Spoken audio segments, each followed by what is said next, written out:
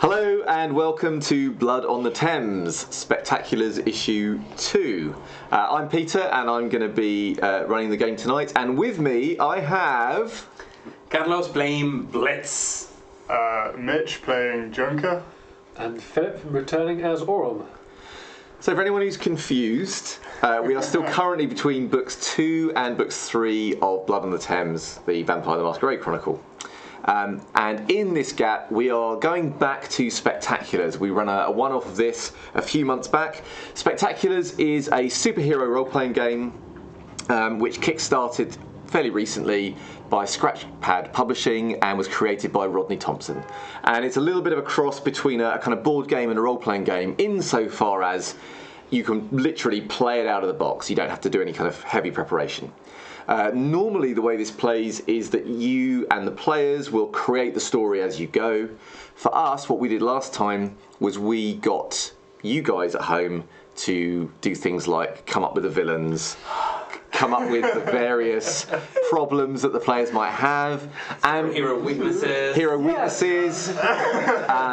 And generally you were all pretty awesome, so no pressure, but you know, you've set your own bar high tonight. Oh god. So just to fill you in, because we are carrying on from that previous story. If any of you didn't see the old Spectaculars, I'm going to give you a quick reminder of the setup. So we're playing in a fictional city called Titus City. Titus City is notable for a number of things. It's a kind of miserable Gothic city, which is built on a sort of unstable rift gate, so it has dimensional issues, and it's also run by organised crime. So they occupy positions of power within the city. And you decided a number of things about how superheroes exist in this world. You decided that they are not particularly common, but that supervillains show up every few months. You also decided that the general public hate superheroes. They consider them a menace and a problem unless they've had a specific experience to show them otherwise. And given the super team that these guys came up with, that hasn't happened very often. Biohazard. The authorities are kind of in the middle. They sometimes feel that superheroes can be useful, but they also feel they're loose cannons and dangerous. And the media are, let's say, they're leaning towards superheroes being fear-mongering nightmares, but they're not quite there yet. They're sort of, because obviously they're good ways to sell newspapers and get subscriptions. So you know they're in the middle. No one loves us. And you generously suggested that superheroes die somewhere in the middle. So not all the time, not hardly ever, but somewhere in the middle. And those were the setup choices that you made.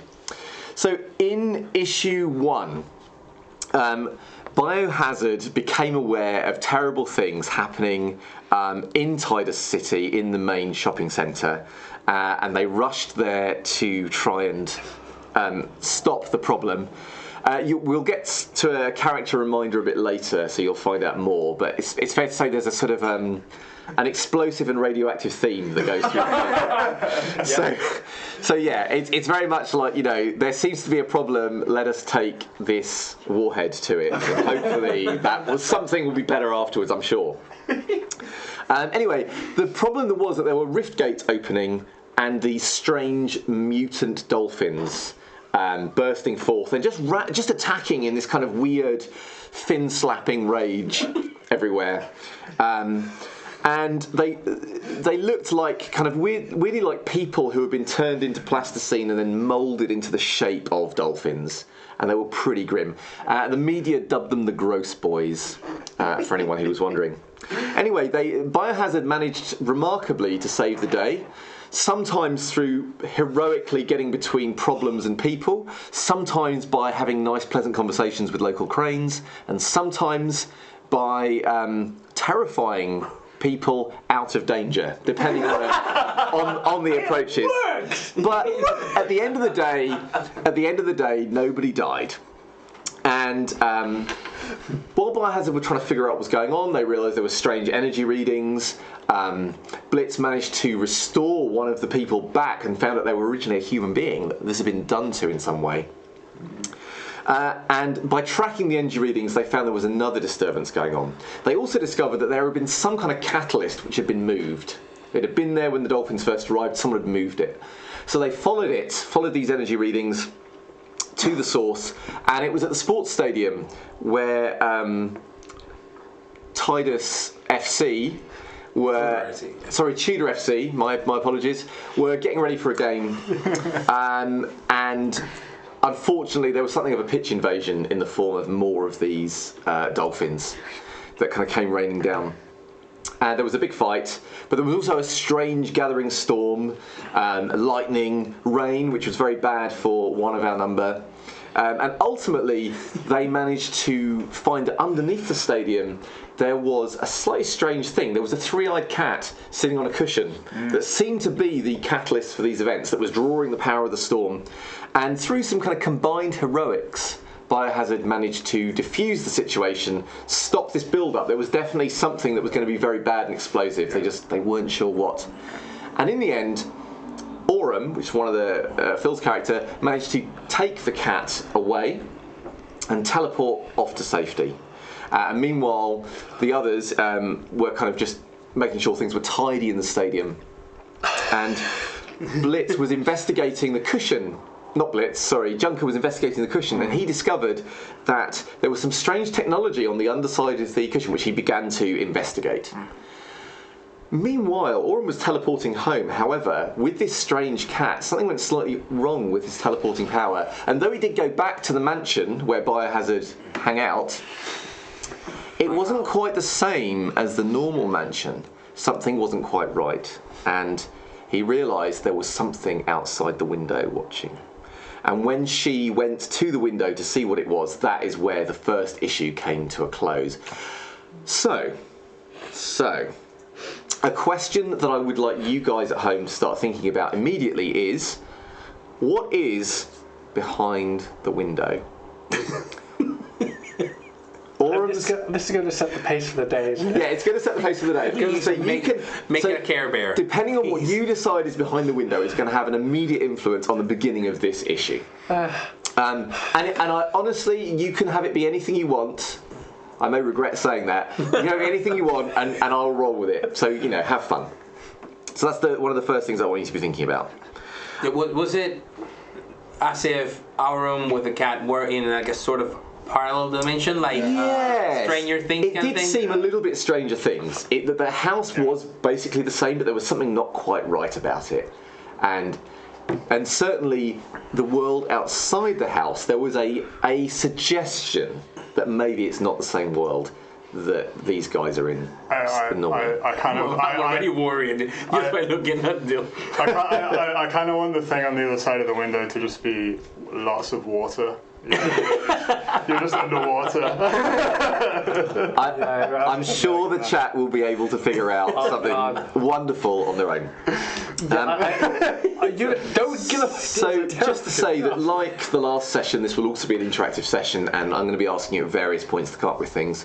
There's a point coming up fairly soon where we're going to have to try and be fairly quick on the draw, and I have quite a few questions to ask. So don't hold back, throw stuff in. The worst that happens is that I will ignore it. It's the absolute worst. So just throw it in, it'll be absolutely fine.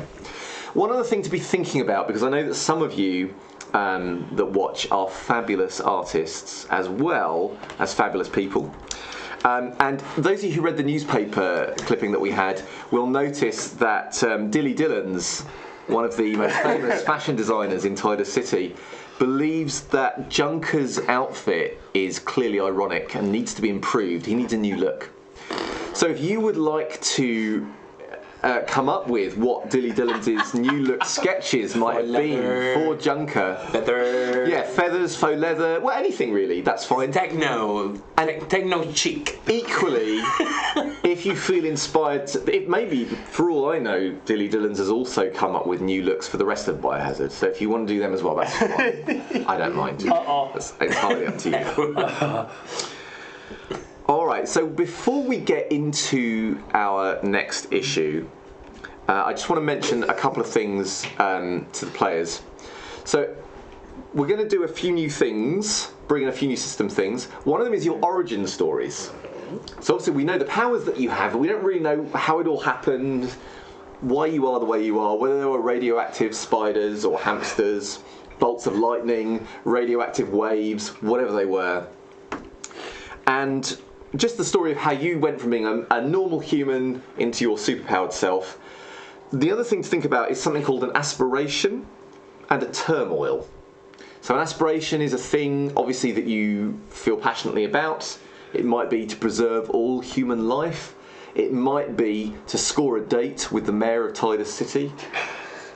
It might be something completely different. It might be to complete your antique collection of coins. But you have some kind of aspiration for your character. And also a turmoil. And a turmoil might be that you are stuck in a love triangle with some other superheroes. It might be that you feel that whatever you do, you're never good enough. It might be that you're scared of a particular villain. Or indeed, your turmoil is that you have scored a date with the mayor of Titus City. all of these things are possible. To warn you, if you can't come up with a turmoil, then our last chat. We'll get it. I got it. So while our players in their secret identities make their way off camera to think about their origin story. Can I say a couple things shoot, yes. So, just need to say a couple of things. There are a couple of new subs that we missed a shout out for last week. Oh. So that's React 8, Serpentine 635. Thank you very much. And Miss Unreason going mental as always and gifting a few subs out. Again? Thank you very much. I don't know if I've counted exactly right, but I think it was 3, and then I think you also gifted me a sub as well, so I think it's 4 total. I'm not sure. I'm not sure about gifting Mitch anything, but otherwise, that's brilliant. Whoa! So, yeah, please enjoy your new emotes and things for those people. And also there are a few bits from people, sort of like, obviously we were doing the giveaway and things. I didn't know down exactly who, but I think it's like Fraccy Sass and oh yeah, we had some bits. Thank you very much for supporting us. Cheering bits and things. Thank you. And the other thing is,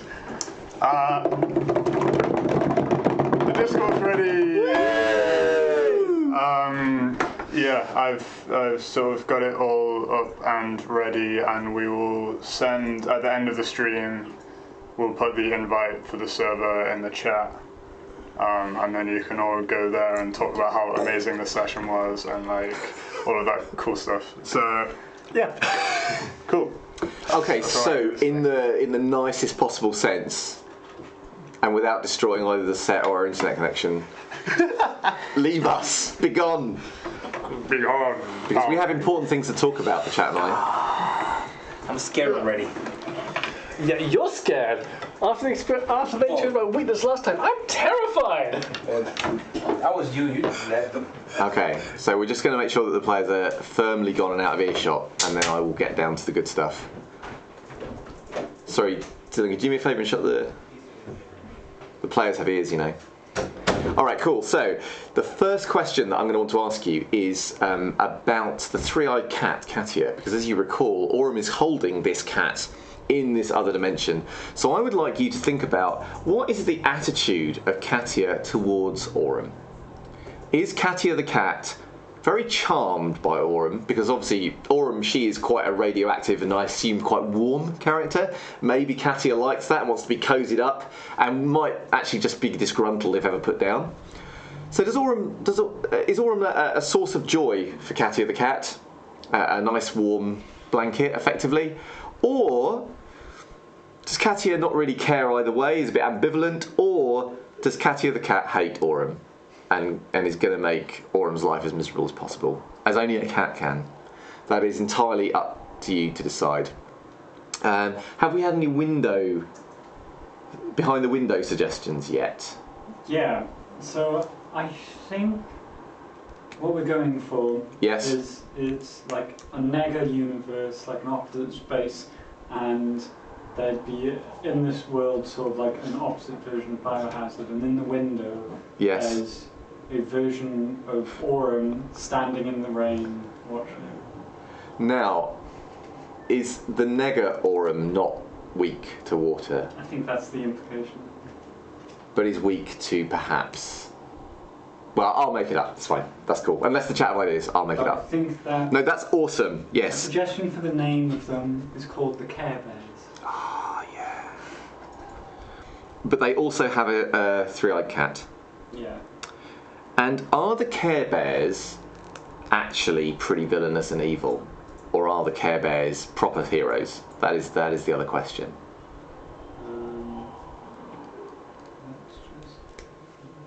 Okay, whilst you're looking at that, so this issue, the villain is going to be based around the template of the mad scientist. Okay?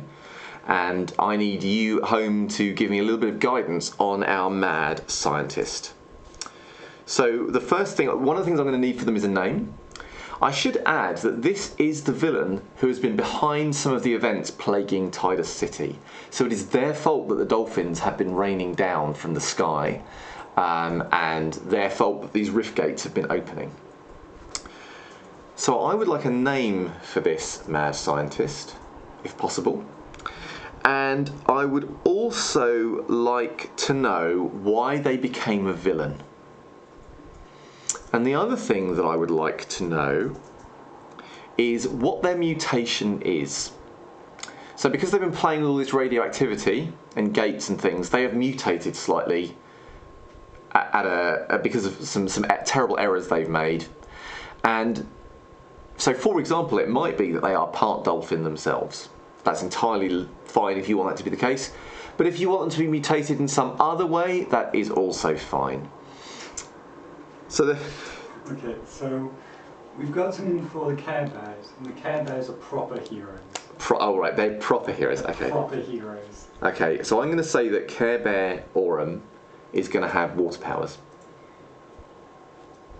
as well. So they're proper heroes, good. Okay, and the villain's name, I'm going to come back to the cat, but the villain's name is Dr. Mr. Ooga Booga. Dr. Mr. Ooga Booga. Got it? And I think I'll just scroll back up for the cat. Very exciting. So we've got our name for our mad scientist. I guess I really want to know with the mad scientist what mutation they have. And I guess actually the other thing I would quite like... Actually, no, let's stick with that. What's their mutation? And what is their villainous aim? What is their mutation? What is their villainous aim? And then I think we're good. We've got what's behind the window. Oh, have we got a cat attitude? The cat attitude, I think the general consensus on cats is it's loving until left alone. Oh, I like that. Okay, let me make a note. And also, I think Ooga Booga might also go by the name the Kelp Controller, according to Cyrus Warp. Okay, so they also are called the Kelp Controller. Okay. So there's a lot of different suggestions for his mutations. Okay, let's hear some. So one of his mutations might be dolphin tail. So dolphin tail. Or like a killer whale, or bioluminescence is another one. He was a paleontologist, and let's just see if anything. We've got one suggestion of his goal, but let's see if we can get anything. Okay, so he's going to be a sort of faintly glowing, dolphin-tailed villain. To be fair, chat, I'm just going to put all mutations on. Okay, so if you suggest them, it's in. Because I think if you're going to be a truly twisted villain, multiple mutations is probably the way to go. Okay, otherwise... If we run out of time on this and then you come up in the interval, I'll just add them on. Because you can always mutate mid-session, it's fine.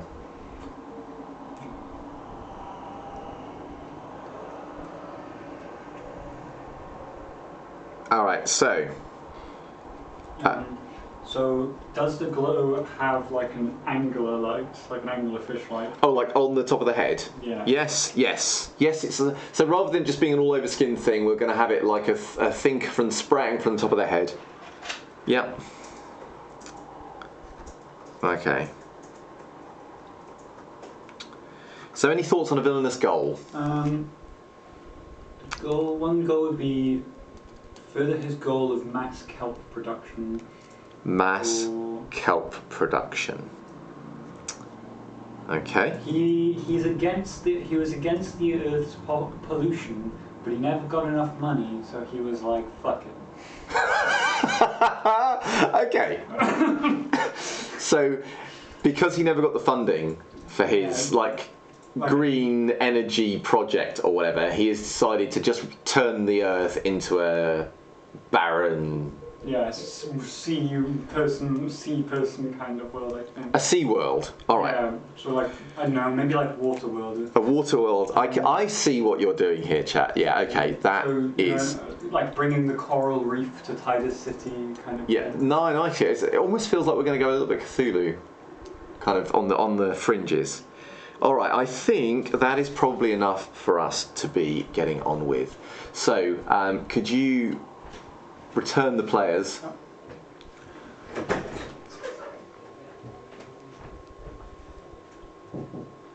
Yes.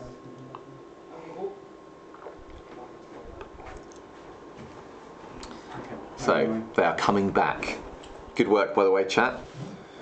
So let us see what happens.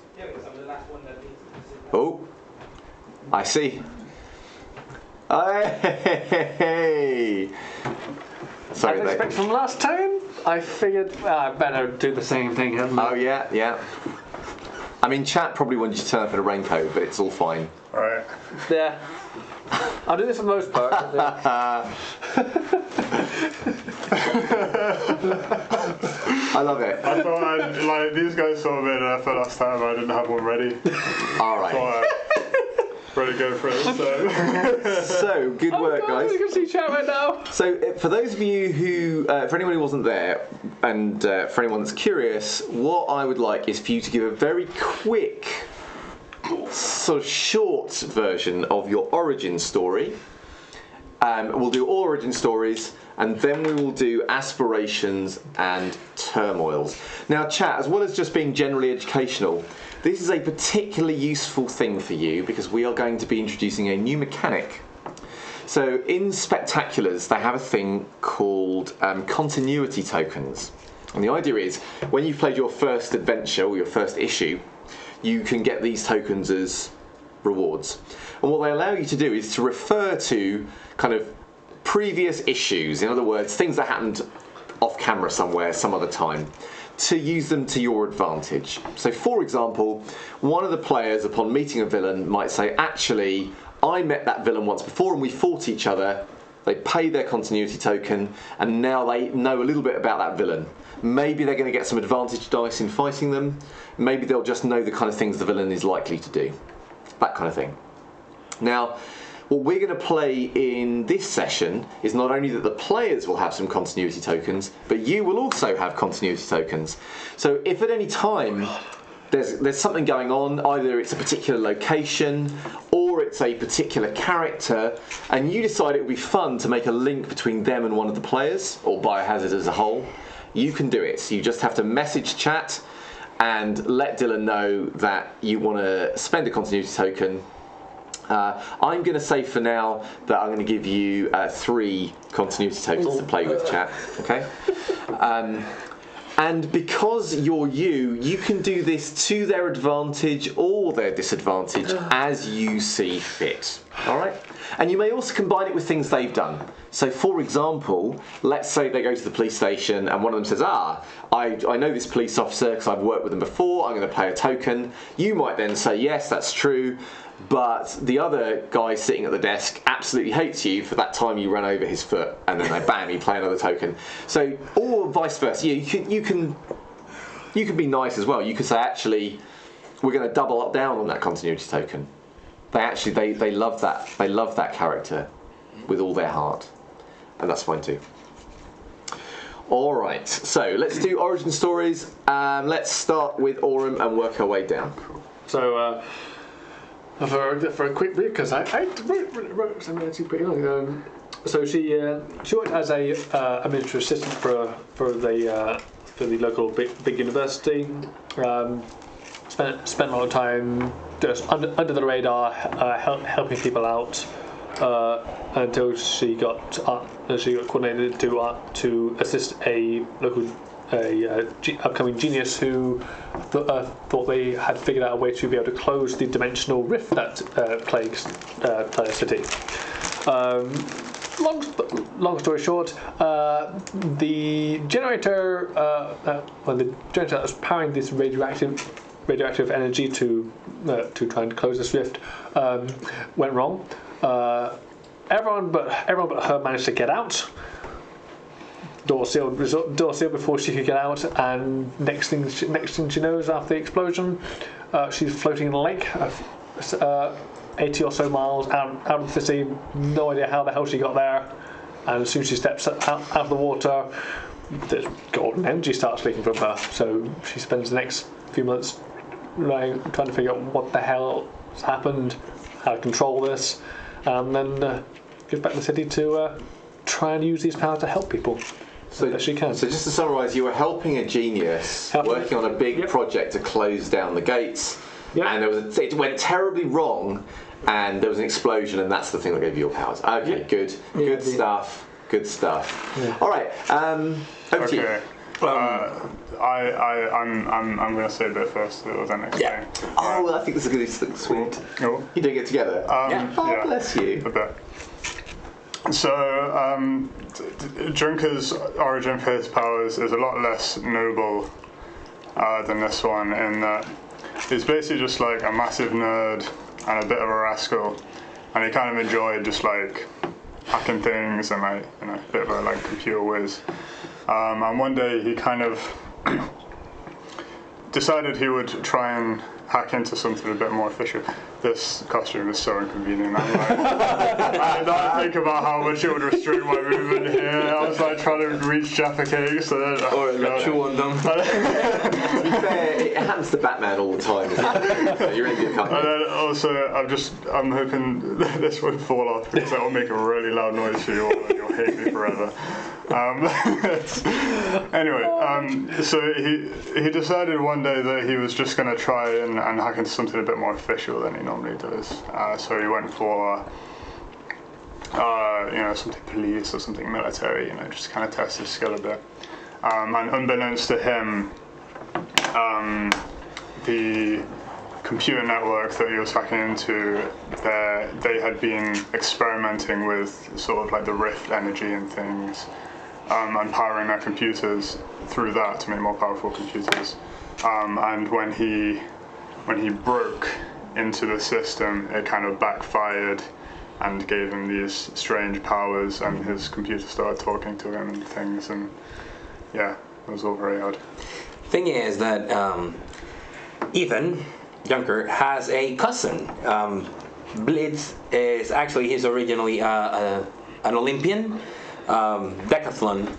So he was always training, and he met an untimely death. It was an accident, which is a normal thing, but once his cousin found out, he tried to use that information that he had sort of being exposed to from this secret military stuff, to try to save the life of his cousin. In the meantime, that actually exposed Blitz to the interdimensional aspect of the rift, where his soul was basically in a very typical angels versus demons kind of thing. His soul was in a tug of war while his body was being resuscitated, and all of this happened with a lot of explosion of the atomic energy that he was channeling through the rifts. Blitz challenged a demon to, contest of skill, very, very sort of Greek mythology, Olympian style, and he managed to defeat the demon and bind with his immortal essence, And that's how, after Junker resuscitated his cousin, Blitz ended up being a guy with this insane toughness, this almost supernatural toughness, and the ability to absorb energy. But whenever he does that, the essence of that demonic entity that he just fused with, it's shown. So just in case anyone's, doesn't realise this from previous time, we have a guy, Blitz, who can absorb energy, but when he does so, he turns into a giant demon. We have a guy in a sort of Blue Peter style, make it at home power armor suit with an AI that is often quite difficult, called Chum, in his head, and he moves across the sky by creating. Did you notice I put?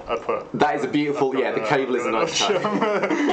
But he travels across the city by creating small detonations. He's just generally a public nuisance, I would say. And then you have Aurum, who weeps radiation.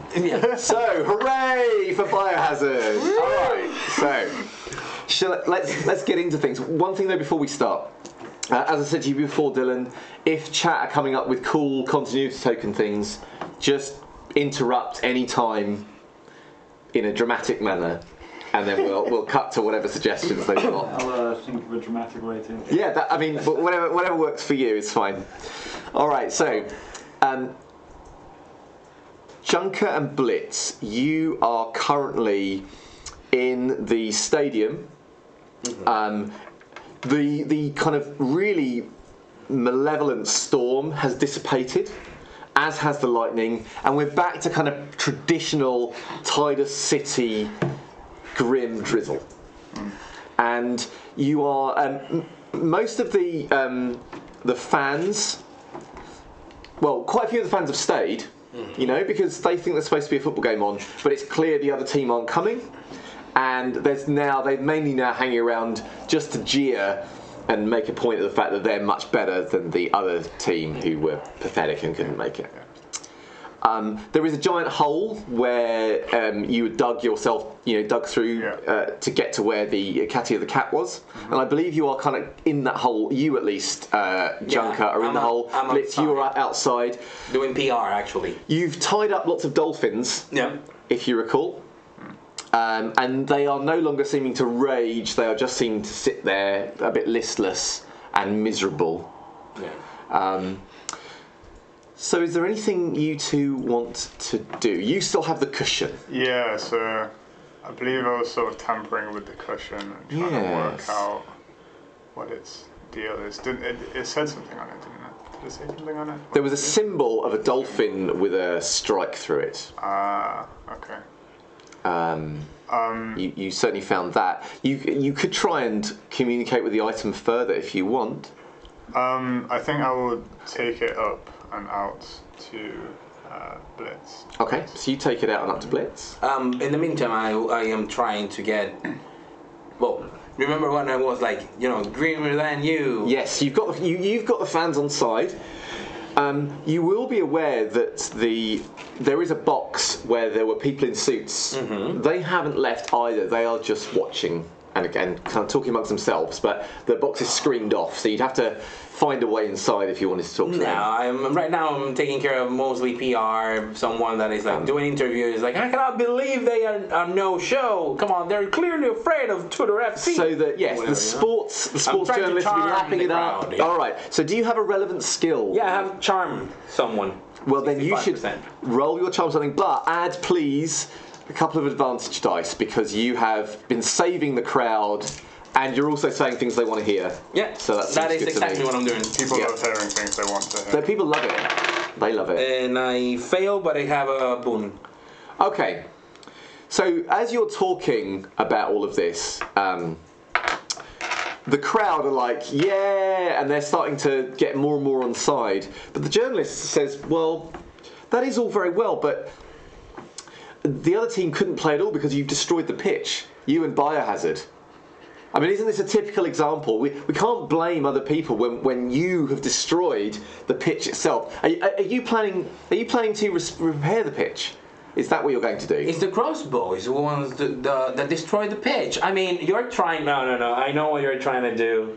You're trying to convince everybody else that we are to blame. When in reality, we just saved all of your lives. I'm trying to convince. With all due respect, was it not Junker who deliberately dug up the pitch himself? I believe. Did anyone catch it on their phone? Please tell me it wasn't you. You were, yeah, you did. Gosh. I definitely did that. Someone says, I got it. She's like, come down here. I really want to rub this in his face. Come down, please, come down. So someone's coming down. What are you doing while this is going on? So I was on my way up. So probably like boom, boom. So you're just as the explosions ring out, you just catch the tail end of this. Like, wasn't it Junker who did this thing? And everyone sort of looks over in your direction. I'm holding a cushion. You are holding a cushion with some kind of weird technological device bolted to the bottom of it. There was a cat on this cushion. It had 3 eyes. Say no more. Sorry, and I put my hand into the camera. Sorry, no more comments. This is an ongoing investigation. We have to go. We have to go. Yes, please. So as you start to leave, they're like, and rumours that Junker may be on drugs only intensify in the.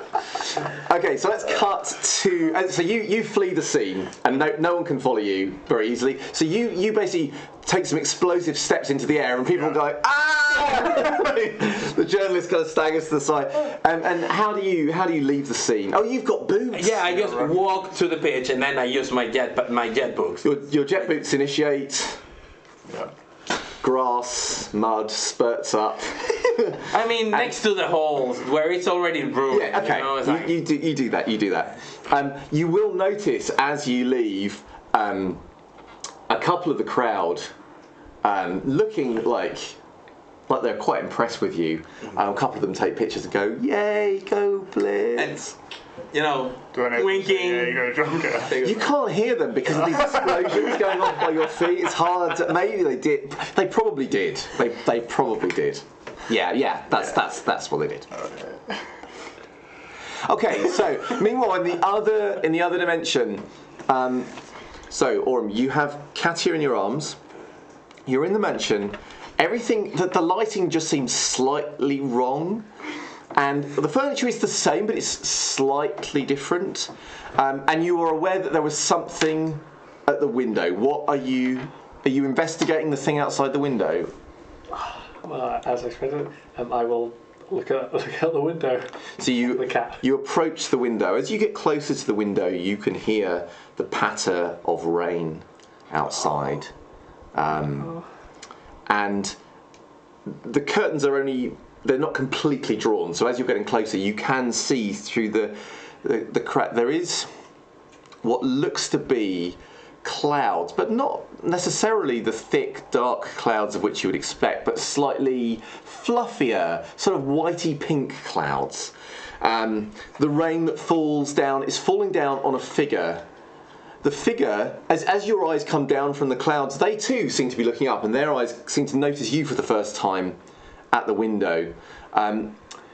You will see that they're wearing some kind of yellow mac with a really pretty yellow kind of rain hat, and they've got one arm out to make this kind of like rain mac form a shield or a roof, because under their other arm, they have a 3-eyed cat. You will also notice that they have what looks to be some kind of symbol sewn like a badge in the upper right-hand corner. And it looks to be quite a sort of, the pictures, it's almost like something from a kids' TV show. It's quite a kind of plump-looking bear, which has got its arms open as if for a hug. And you will notice that, like you, they too are weeping, because they really do look like you, like exactly like you, except for one slight difference. They have a moustache, curly ends, and their tears that they cry are not radioactive like yours. They look like normal tears of water. What are you going to do? You have an evil twin? Oh, wait, hang on a second. Are you the evil twin? What are you going to do? Would I be would it come to me? I'm probably in a different dimension at this point. Could be, yeah. You've never seen a rainbow at Titus City before, but there is a rainbow in the background here. You can see it over your double's shoulder.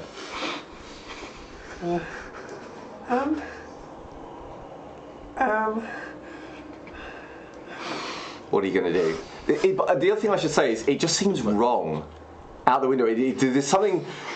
You can't put your finger on what it is, but deep in your soul, you know this place is wrong and bad and dangerous, and you don't want to be here.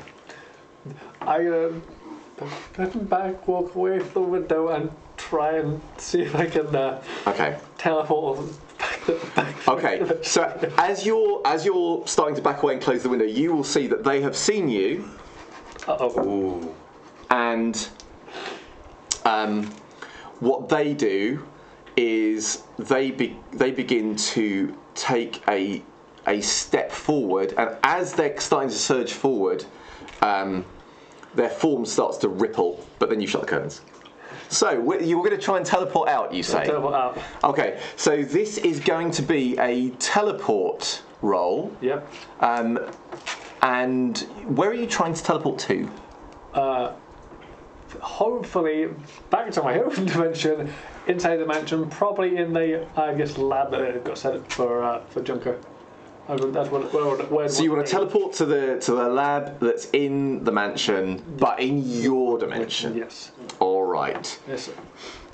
Primary, my dimension, ideally, is lab. So what I would like you to do is make a teleport roll, but I would like you to add 2 challenge dice to that roll. Oh. Ouch. What are you doing to me, chat? That is a success for the teleport with one on the challenge. Perfect. So you hold on to those dice. So you start to concentrate, and you use your power, and you're aware that as you're starting to make your teleport, having Katia in your arms makes things feel slightly different. The cat looks up at you, its claws digging just gently into your forearm as the third eye pops open, and when you teleport you feel a much bigger kind of movement than normal. And that instead of that shift being instantaneous, it's slightly delayed. You almost see the blurring of everything before it resets and the tugging.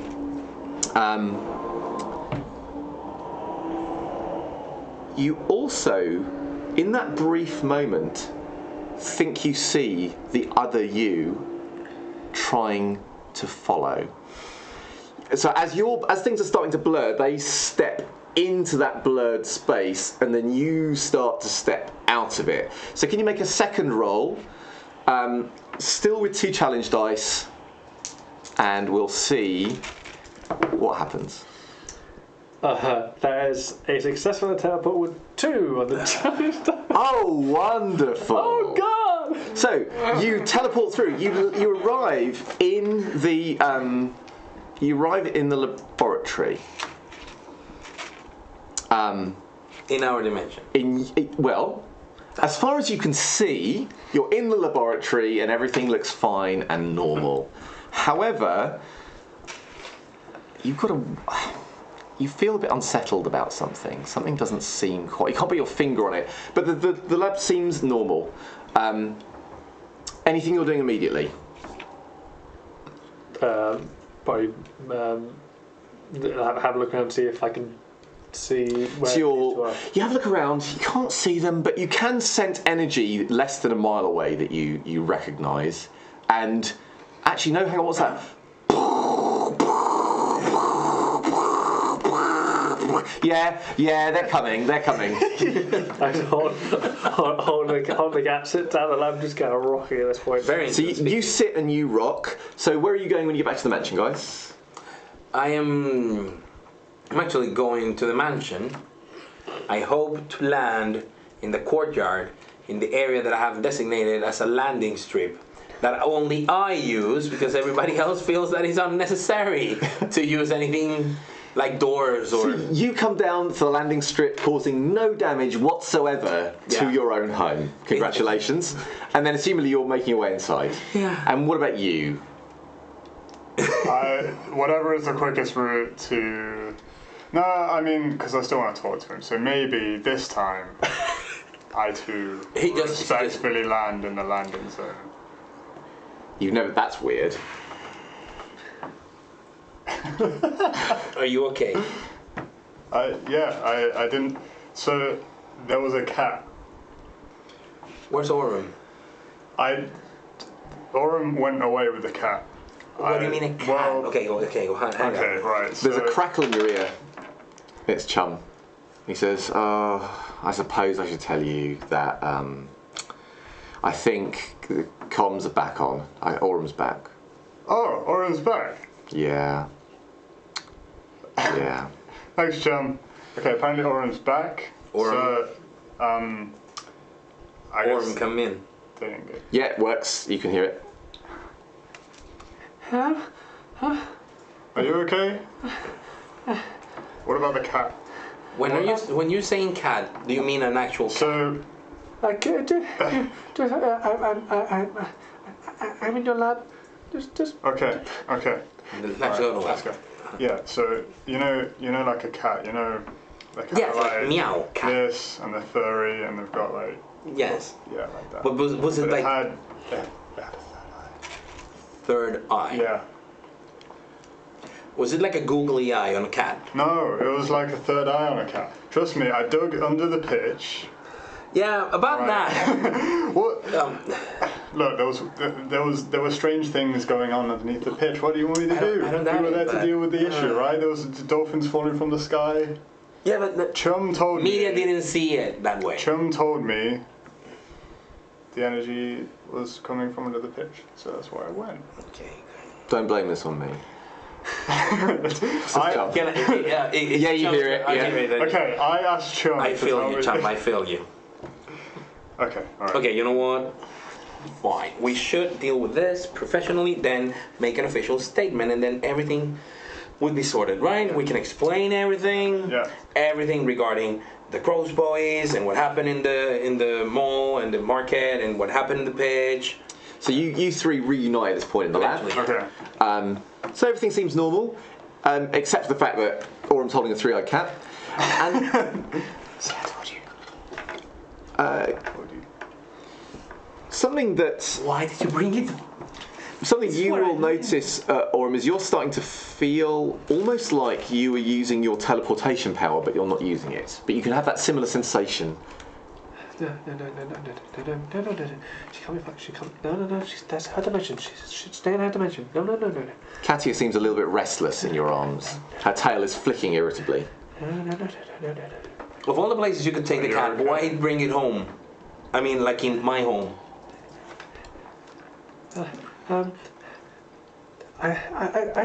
It's best way to get it out. And Chum says, something weird's going on. yeah. Alright, what kind of weird? Do you want to? I'm not going to tell you.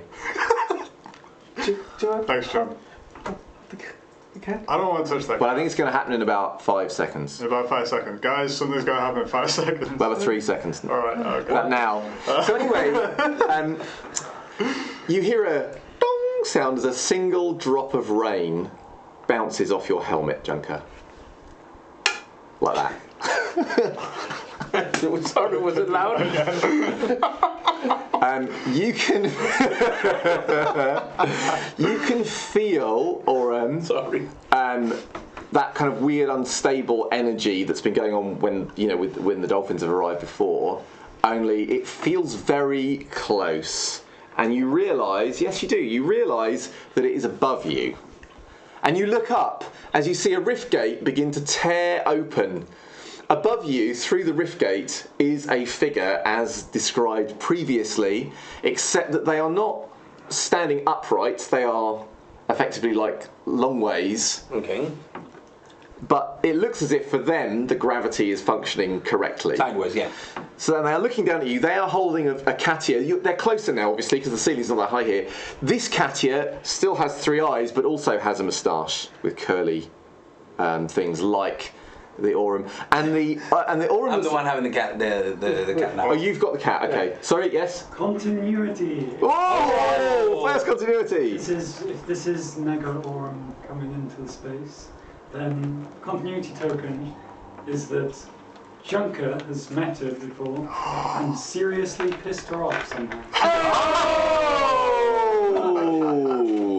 Thank you. So you're one of 3 so far spent. When he sees it, he tries to like slide the. I can't do it myself. You can also. Oh, you're going to try and slide the thing to hide. Yeah, you tilt your helmet. You can also spend a continuity token if you wish to know more about this other Aurum. If you wish, it's up to you. Yeah, go on. Okay. So you have encountered this other Aurum once before. During some kind of rift convergence that happened in Titus City, where everything went a bit strange for a while. How did you piss her off?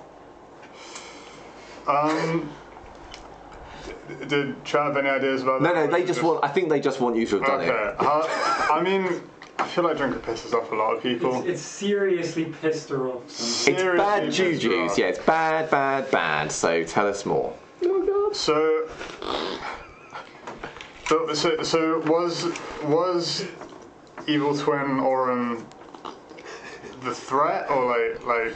I'll tell you what. How about I think she was just there. Okay. She was just there in Titus City. Yeah. And let's say that you accidentally, because you've got like atomic energy and things. Yeah. You accidentally irradiated her coat.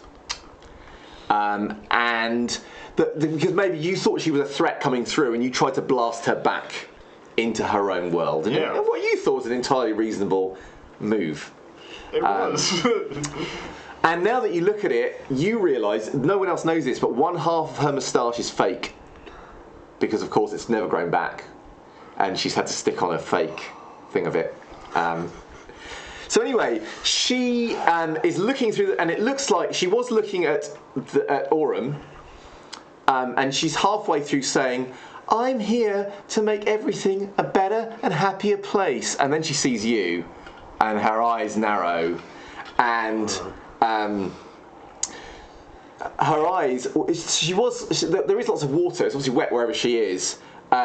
Jets of water stream from her eyes towards you. Water attack. So let's make a quick initiative. Oh yeah. Oh yeah, you do the cards. So I'm going to do a quick deal. Oh God. Yeah. Okay. So. Yeah, this on YouTube, I think. All right. So current order is Aurum, Junker, Nega Aurum, Blitz. Does anyone want to change any order or any things? No, I think that's okay. Okay, so just to say, the water jet attack happens before standard initiative, so you take 17 resistance. As a jet of water sort of spangs off your helmet, which luckily you'd averted your head, so it's not as bad as it could be. Chum says, "I think you deserved that." Not now, Chum. He says, "Oh, that was the bad thing, but that was the bad thing I was talking about. I didn't want to tell you, but at this point we're into initiative. So, first off is you, Aurum. What do you want to do?" First, I'll grab my hero points for conflict. Oh yes, hero points. How many hero points do you have, everyone? I get 2. You get 2. I get 2. I think you get 3. You get 3, I believe. I get 3. Oh, because you get 1. Yeah. Okay. So And I get 5. Yeah. you get 2. It's almost like you've got hero points in relative heroism order. Yep. Can I have 5, please? And yeah, the other tokens are the time tokens. I wish I could use 2 hands to do anything. So, Aurum, what are you going to do for your action? Thank you. I'm going to be moving out of the way and she's not in this place. I'm going to try and use an energy blast to try and close whatever portal she's coming through. Nice. So I'm going to give you 2 advantage dice on this because you are trying to close a portal that shouldn't exist. Are there portals that should exist? Oh, that is a success and with a 16 on the dice, and I have 1 advantage. Okay, so she's these streams of watery tears. I should say also, you two will notice, as they bounce off Junker's helmet, they form little fizzy rainbows, the droplets, and sparkle. And then she's just in the middle of saying, she says, "Your evil will never," and then Aurum goes and closes the portal. So we are out of combat for now. Okay. What was that? How does it smell? It smells like sunshine and rainbows? Smells like candy floss. I saw her in the other dimension that I went to when I went out with the cat. I wonder if there is a version of us in that dimension. I would assume so. But I'm with Katya now. Okay, so you're stroking Katya the cat. Chat, can I have a second check on Katya and Blitz, please? As in, what is Katya's opinion of Blitz? Just let me know whenever. It'll be funny whenever you come up with an answer, so it's fine. All right, so you're stroking Katya. Katya at the moment is allowing you to stroke her, and she's fine with that. So, yeah, sorry, were you in the middle of? It's hate and anger. Oh, chat. So, Why would it like it's a cat? so you're stroking Katya, the cat, and you realise a little bit too late that, of course, you've been smelling the water and showing and now you've rubbed the water on Katya, and Katya's eyes, all three of them, Doesn't narrow. like it. This is unacceptable. Can you make some kind of appropriate, and if you've got no appropriate skills, actually you can make a super toughness check if you Yes, want. super toughness. I'm thinking. Yeah, the claws are out. Make a super toughness check.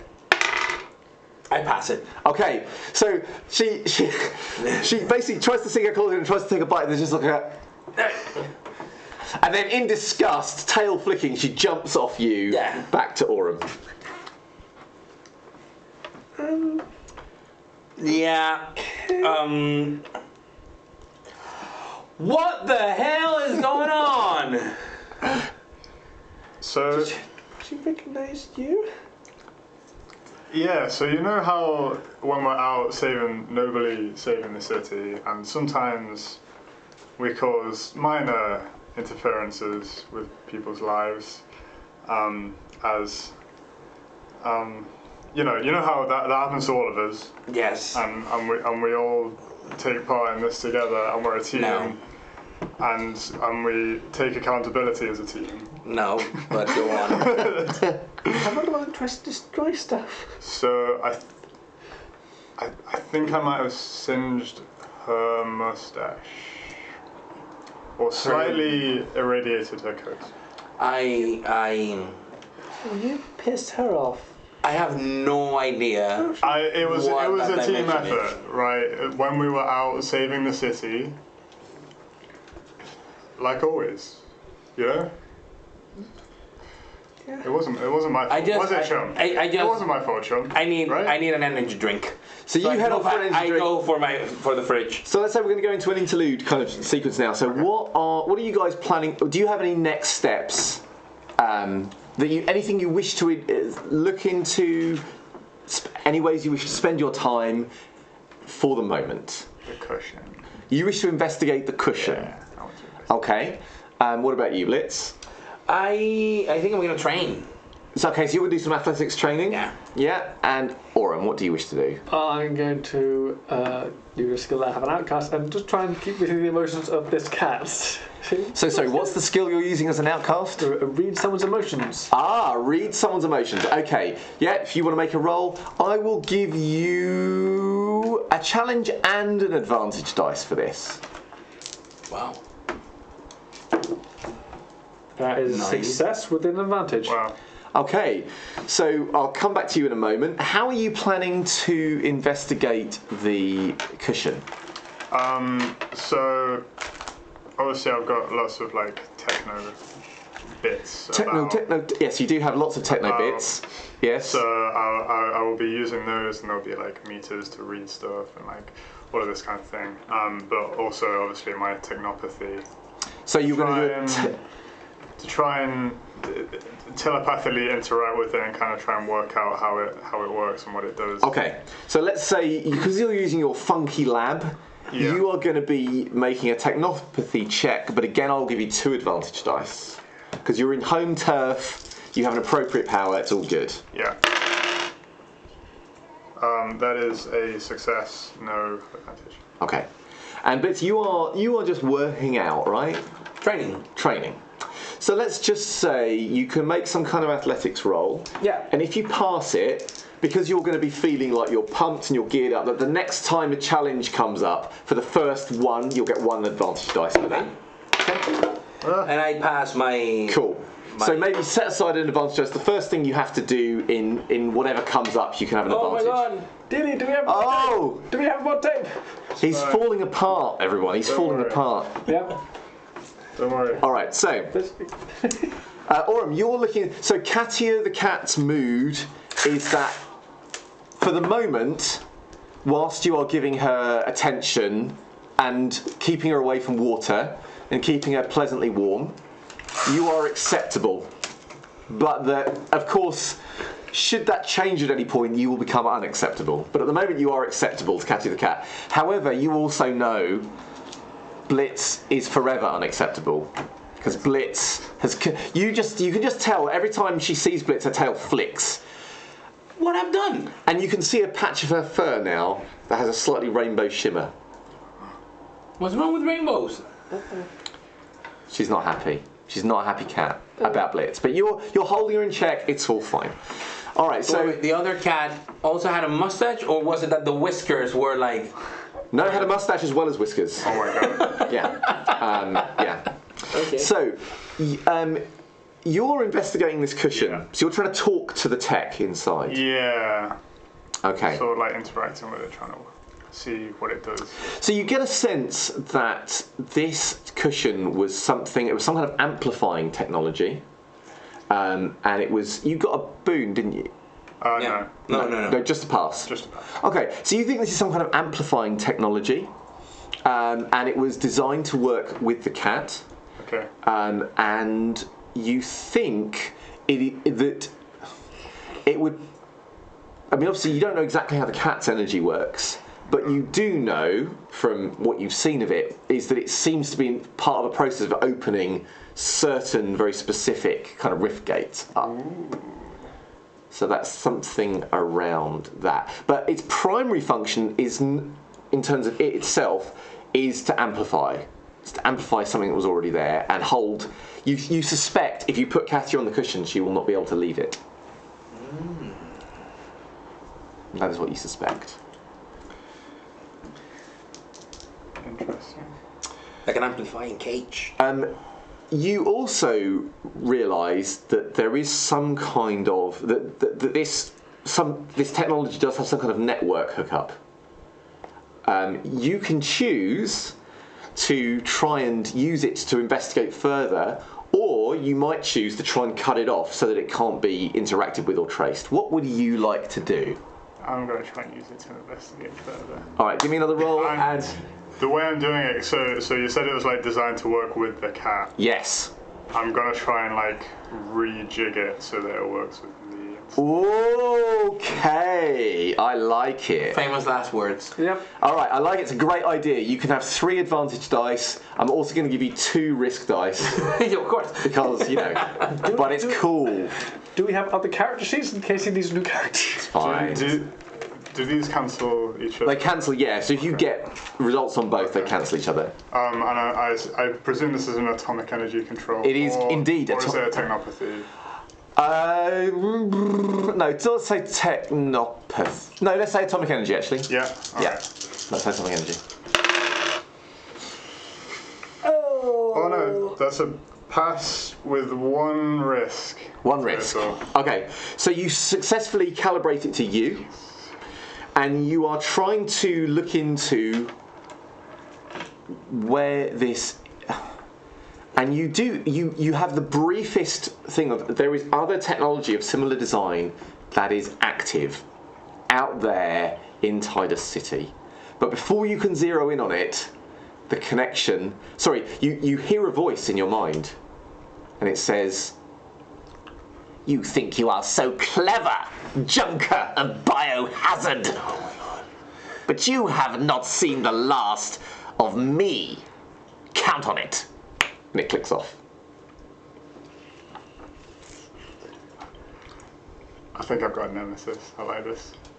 I think Junker's probably kind of excited. I don't think he's had a nemesis before. I mean, and in a way you feel that you've made it. Yeah. Now. Yeah. I'm like a real superhero now, because all superheroes have nemesis. No. You'd like to think so. Yeah. Maybe you've got two, now you've got Nega Aurum and, Yeah. All right, so you spend your time with that. So I'm going to say, Aurum, by the way, from now on, when you interact with Katia the cat, you can have an advantage dice until such time as you upset Katia the cat. Okay? Because you've spent some time working out what she's like, what her moods are, where she likes to be scratched, that kind of business. Blitz, you have challenge dice involving Katia the cat anytime you interact. But is there anything else you wish to do before I move on to other things? I've just got a question. Shoot. So you asked us to come up with turmoils and ambitions. Oh, yes, and I never asked you what they were. Dun, dun, dun. Okay, so what are your ambitions and turmoils? So Blitz's ambition is to be able to compete in the Olympics. He was always a Catholic. He wants to be a medalist. Problem is, he has powers. None of his power of the super toughness is never gonna come. He's gonna be a disadvantage. So he's right now in a long, protracted legal battle to be allowed to participate in the Olympics, so he can win a medal. So his turmoil is that his powers are stopping competing, and it's just so unfair. No, that's his ambition. His turmoil is that he listens to the voice of the demon back in his mind. Oh well, hold on a second. So you can hear the demon Sometimes. Like the influence of the demon. Oh. That's why I want to beat. I want to have my medals to beat the demon into submission. I mean, that almost sounds like you're setting up something later for a continuity. Yes, exactly. Does it? I am just. Who knows? Okay, cool. And Aurum, what about you? Well, the ambition, I'm going to say, for her is to seal the dimensional rift, try and find a way to close that entirely, eventually. And I'm going to regret this. Chat. Go over to turmoil. Oh, yeah, okay, so chat, we would like you to pick Aurum's turmoil. Say your ambition again? It's to seal the dimensional rift. Oh, yes, to seal the dimensional rift so that Titus City is no longer afflicted with this. Can Carlos have an ambition as well? He would like not to be addicted to this. They're pretty good. They're distracting me from the Jeff case today. Yeah. That's pretty bad. Good stuff. All right, so anything else you are all planning to do? His ambition and his turmoil. Oh, man. Sorry. Forgot all about. I know, I forgot all about you. How could you forget about me? You just sort of blend into the background, that's the problem. Yeah. So, my ambition is, obviously, Junker knows that, the military or whatever are trying to make super awesome technology with, Rift, energy. Yes. And he wants in on that too. Okay. Right. So he wants to make super awesome technology. Sure. And then I was also gonna let Chad decide on good. turmoil. That's why I have. Give me the worst you got. Never. I try my best. Okay. Good stuff. So at least, chat will have plenty to do. I like the fact your hat comically spools around. It's good. All right, so anything your characters are doing now? Or are you just waiting for the next disaster to hit? Actually, I would like to call whomever put us together, because we were crisis response. Yes. Just send the message, because we are like kids that are left and abandoned, We try and call them, but they go like, "Oh yeah, you're there," and your job is to fix stuff, and they never come back to us again. So you're calling. So what's your message that you're leaving? Any news on the state of the victims of the Gross Boys? Because after all, though, that energy ceased, and I already told them how I fixed one of them, how sort of healed them. Yes. Have they been able to heal the others? It's a good question. Let's give them a roll, and I'll give them an advantage dice because you told them how to do it. All right. You will get a call back, where they will say, we have started to make progress with this, but we feel that it will be much faster if you were to come in person. But we have been slowly leeching the energy out of them. They are returning to human form, so they will eventually get there. Oh, okay, I'll see what I can do. And what about you, Junker and Aurum? Anything you're up to that I should know about? Or no? Okay, so a little bit of time, a day or two will pass. You spend some time restoring dolphins. Yeah, actually I'm trying to make it like a little bit of obvious. Like I go and dress, so the media doesn't know, but all the paparazzis know. Yeah. Then I go to a hospital to start like restoring the Gross Boys back to normal. But I let the media work it as a paparazzi kind of thing. So okay, so you're going to try and improve your reputation with the media. Yes. All right. So do you have any skills or powers you wish to apply to the situation? I can use my. Can I use my convince someone? I'm trying to convince the media that biohazard. I suppose so. Can I try to use my powers, my super toughness? Let's go for convince people. No, the super toughness will be doing it, but let's say you're going to do it. It's fine. So let's go for convincing, but give yourself 2 advantage dice. One from the fact that you've buffed up from your exercise, okay, and everybody loves someone who's buffed up. And the other reason is that you have done a few good things with the crowd and the media recently from previous session. So you've got a bit more of a chance for this than normal. Okay. It's a pass with a boon. Okay, so I'm going to say that your media, the biohazard's media reputation has moved to ambivalent from cruising towards bad, and your personal media reputation. So from -2 to -1? 0. Oh, to 0. Yes. We're going to move to 0. Then my no, -1 actually, -1. From -2 to -1. But you personally are on 0. Oh, okay, cool. So if it's something which is just about you, it functions as 0. But if it's as biohazard, it functions as -1. So you take some shots. You restore some people from being these weird dolphin things to being people again. Sure, some of them have a few odd little tics, but otherwise they're basically fine now. And they have very sketchy memories of their time as dolphins. And you come back from that. Everything's ticking along kind of fine. And then you get a call on the emergency channel. Whoop, whoop, whoop, whoop. There is a problem at Titus Tower.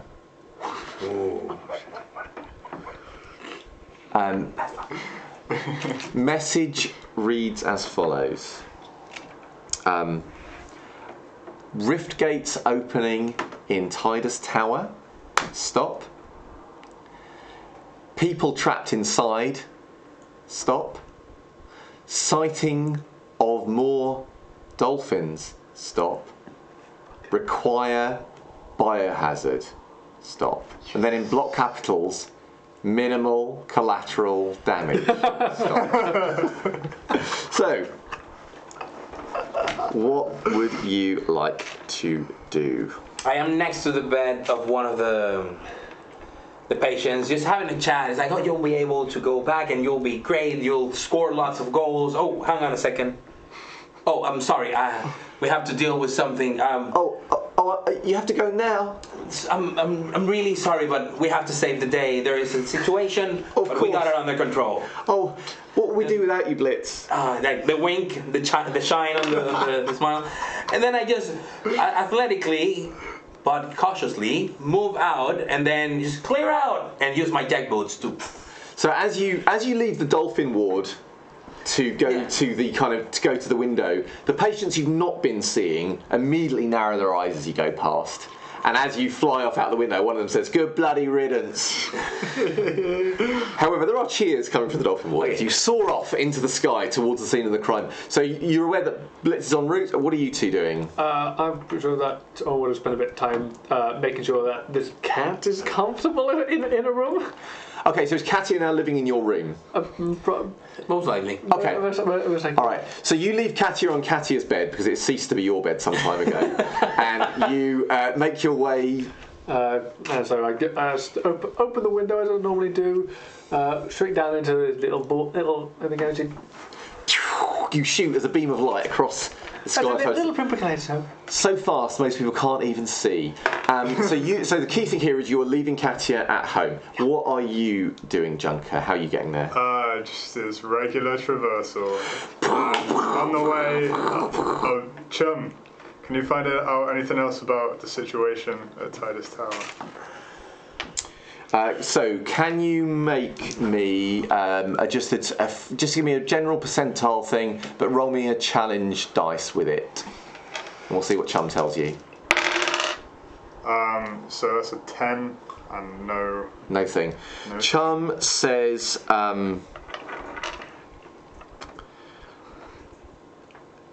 It says, do I have to? Oh. I mean. It says there's hostages. There's hostages apparently. Hostages? Yeah, and they're people that work for the government. Controversial.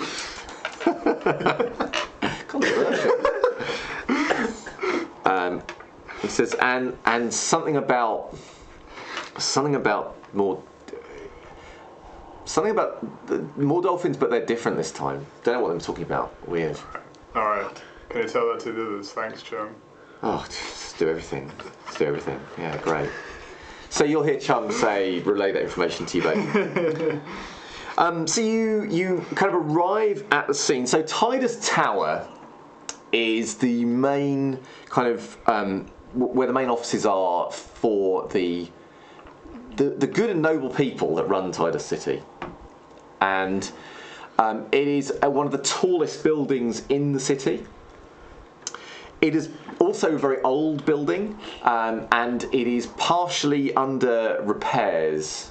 You'll see the scaffolding on the outside of the building that goes around two sides of it.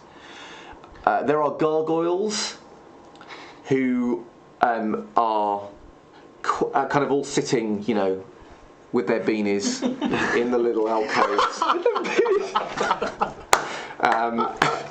And of course, it's tight. So Phil, roll me a challenge dice and tell me what you get. Because that's nothing of a challenge. It's not raining, though it is cloudy. And I should say that it's also, it's just aged and it's got that general kind of grey, run-down look that all of Titus City has. However, you will also see, against that, many flashing, sparkling lights of the police cars that have formed a perimeter around the outside of the building. At the moment, it looks like nobody's engaged or gone in. But as you are coming in from your various heights, let's assume you're kind of on a nearby rooftop. So you're outside of the perimeter at the moment of police. Yeah. Has anyone got any abilities to see things particularly well or easily? No. So, Aurum, I'm going to tell you, you can sense lots of energy of that weird dimensional kind from within the building. I can feel this dimension in there. There's loads of different ones, or one big one, or... It's hard to pinpoint. It's not like one big source of power. You can just feel it, almost like in little pulses at different places in the building. Yeah, from what I can sense, I think there's several rift openings. Okay. I can close them, but yeah, I've got to. Which floor? All over. All over? Seems that way. So how do you wish to, are you just going to go in, or do you want to try and study any things or use any powers? What's your approach here? I'm just gonna jump from the rooftop and use my jet boots to cushion my fall to police perimeter level. So you're going to go down to where the police are? Yes. So you do know that the police are somewhat ambivalent about you guys, so you may get a warm or a chilly reception depending on things. I am willing to risk it. Okay. So you start to leap down towards the police. What about... Okay. I'm going to use telepathy. Yes. to tap into the security system and try and like locate security cameras or something? You want to talk to the security cameras, and so I think you're going to want to get a little closer to do that. But that's fine. You can run over to the top of the building and do it from there. All right, that's a good idea. I would like you to roll with 2 risk dice and 1 advantage dice, please. Oren, what are you doing? I'm going to try and teleport inside somewhere near the top of the building. Okay. And then I'm going to try and sneak around as I think as an outcast to try and sneak around to try. All right. So make your teleport roll first for me. No, nothing added to that. I'll give you 1 advantage dice.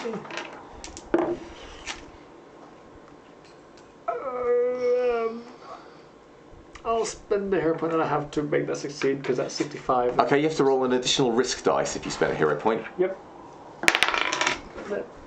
Oh, in there. Damn.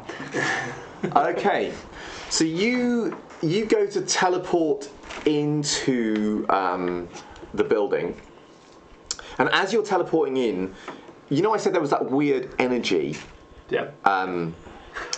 It kind of interferes with your teleport because there's something active going on inside the building. So as you're blinking, instead of appearing inside where you expect to, it's like you're before you kind of step out of the rift gate again, you get diverted slightly off course and somewhat dazed.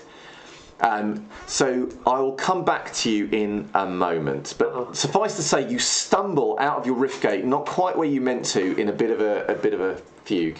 So, what are you doing? So my roll to tap into the security system was a success with 1 risk. A success with 1 risk. Okay, so you begin to talk to the cameras and see what they see and get a sense of what's going on. And you get a very quick summary of what's going on inside. So let me tell you what you see. Through the cameras, you see that on 2 of the floors... one of the things that you also notice is once you're inside and you're seeing... It's really different to outside. Everything is high spec, lovely furniture. It looks really nice in here. The security system is state of the art. There is a gym down on the lower floor. It's good stuff. However, you are. So I'm going to tell you a few other things, and then I'll tell you what the risk is. Yeah. So you also see that there are. On two of the floors, one near the top and one in the middle, there are people who have been tied up, and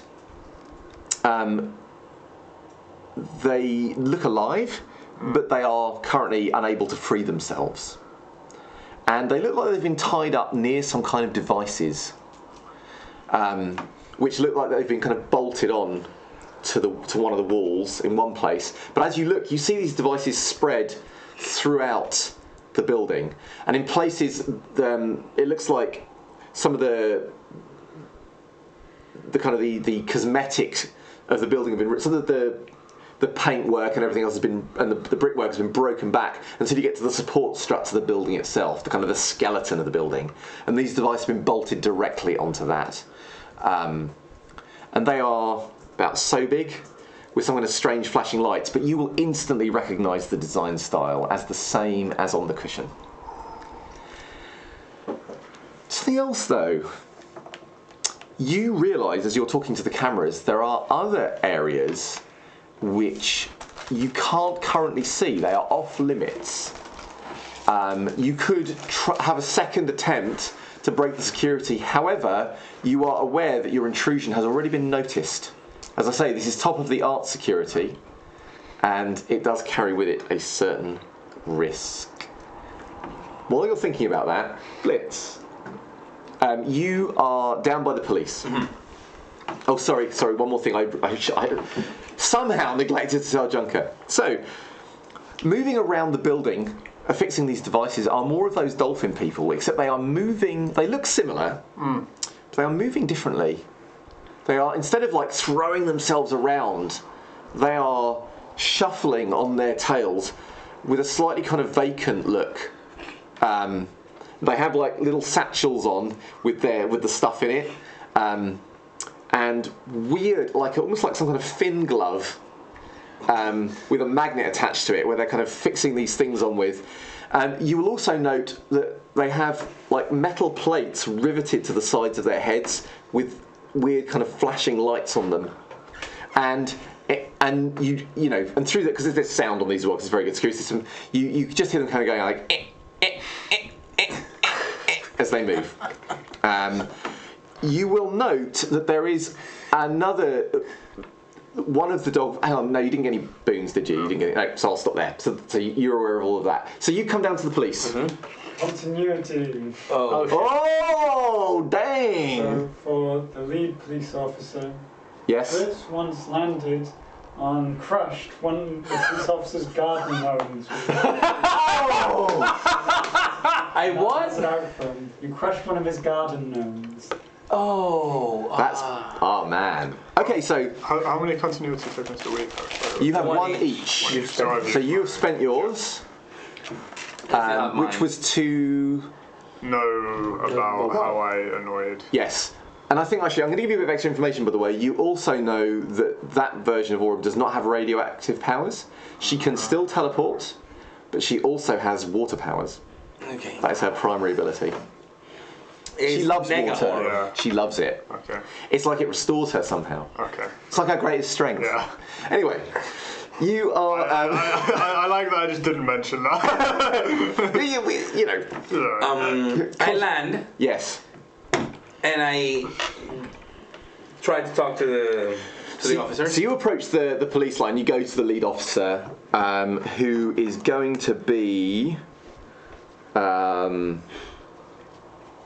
Officer Walsh.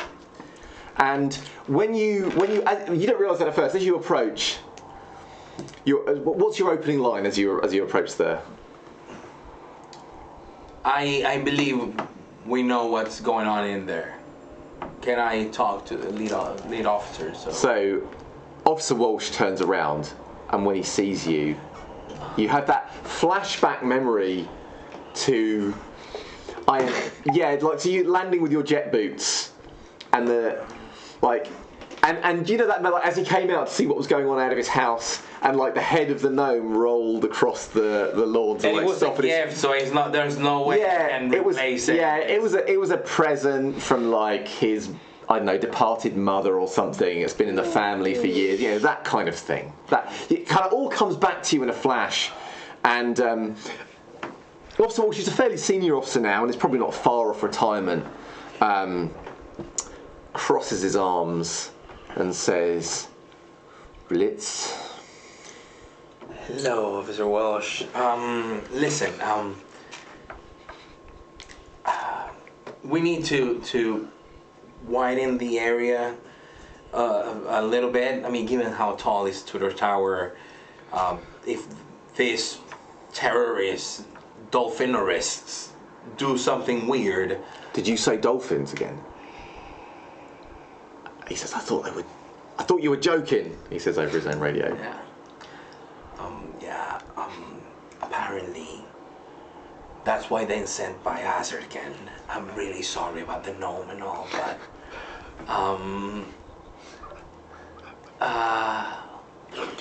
he had a fishing rod. I remember it being super cute, and I start flying with him. Okay, go on, make a persuade. You have 2 risk dice. Okay. Convince someone? Yeah. They're trying to convince him that you genuinely cared for the fishing. Yeah. That is a success with 1 risk, but that's a success. He seems to nod in belief. He says, "But I just can't look at you. I can't look at you anymore." It's okay. Just tell me what you want and go away. What do you want? Get the people away from the tower. Fine, I'll do it. I'll make them bigger than bigger. Just go. I can't handle it. Blake. Okay, guys, I got it. Now we're gonna have a little bit more room. And I start walking towards the building. So you start walking in. I'm going to the main entrance. So you start walking into the main entrance as the perimeter starts being widened further out. Let me just come back to you one more time, Junker, before we hit the break. So, I mean, if they're trying to hide something, Junker wants to see it. Okay. So you are going to try and probe into the secured areas. All right, I would like you to make a technopathy roll with 3 risk dice. All right. Oh no!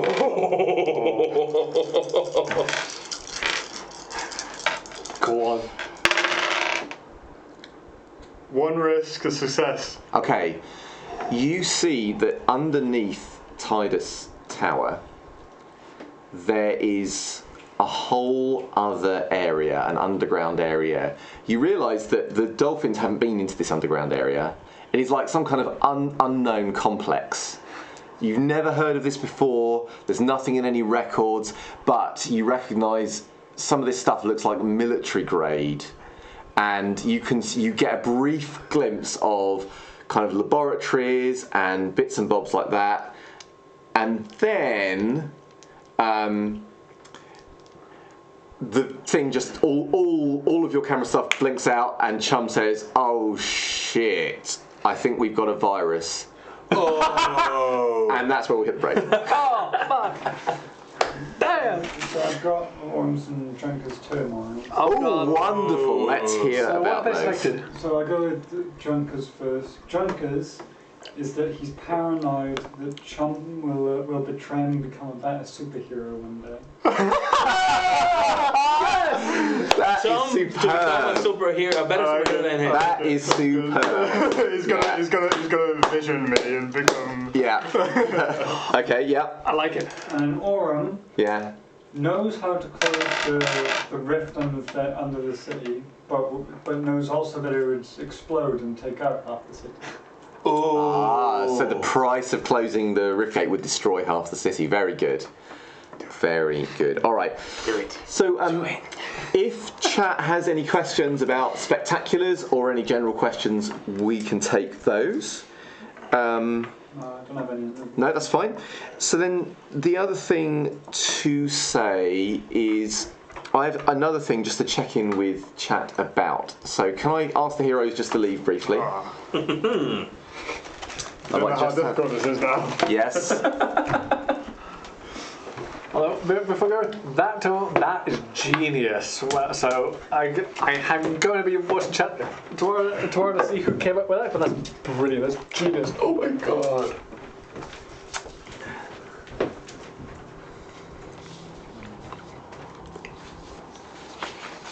So in Spectaculars,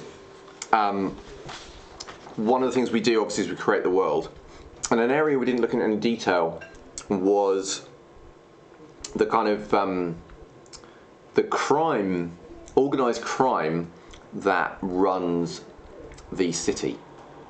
So this is your chance to come up with any things you would like me to include with this group. And it can range from you want them all to wear shades, you want them all to have a certain look, you want them all to have, I don't know, living neon tattoos, whatever it is. But also to their motivations. So far we've only really seen them as a kind of a background presence. It's worth mentioning that Junker is currently trying to hack into their security network. So these are seriously highly financed criminals that run Titus City, have their fingers in multiple pies, and generally will not take kindly to being snooped on. If you have any thoughts as well about what their technological countermeasures might be and how that might impact on Junker for the rest of this session, that is also something that we can think about. So really what I'm looking at is any thoughts or cool ideas you have about the criminal organisation that run Titus City, and also what is their technological countermeasures that they might have deployed on Junker at this time. An earlier thing as well. Yes, yes. A potential motivation for Ugga Bugga Oh yes, yes. was that Junker had taken all his funding, like a project he was doing. So my current thinking on this is that Junker took his funding, but also that it was Dr. Mr. Ugga Bugga's project, which was the one that exploded and gave Orm her powers. And that it was after that explosion and that failure that he then turned to this life of crime. But if you have better ideas, chat, I'm open to them.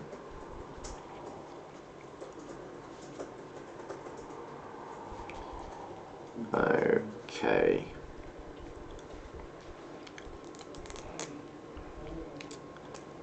Okay, so we've got a few things. Yes, yes. I mean, these can either look like very zany kind of guys. So they're sort of rough fisherman-looking guys. Okay. Who I better write this down. Who would wear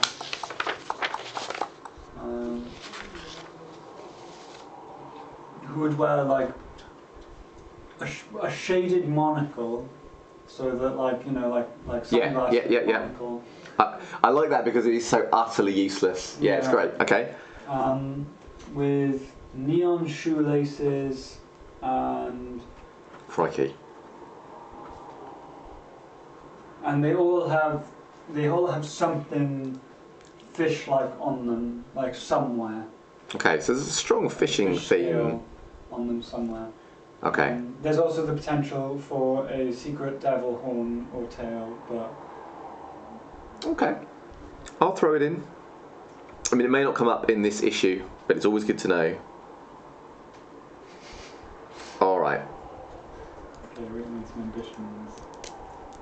Good stuff, chat. Thank you for all of your help so far. So they've spent 2 of their continuity tokens, that's correct, isn't it?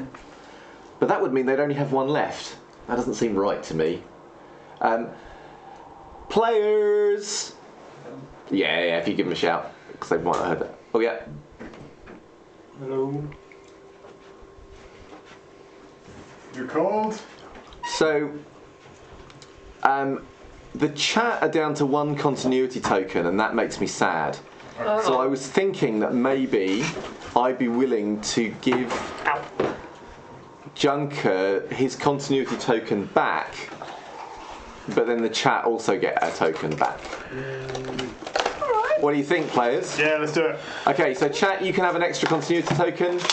So now they have 2. So now they have 2, and Junk has 1 back as well. Okay.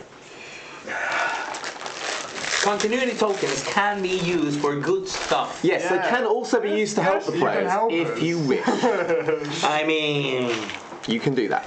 Just laying it out there. More traffic case. All right. Were there any sort of questions? No, I don't think there were any questions. We just did a little bit of important working things out. I don't know why it's scared. I'm scared. Yeah, you're scared. I'm freaking terrified. All right.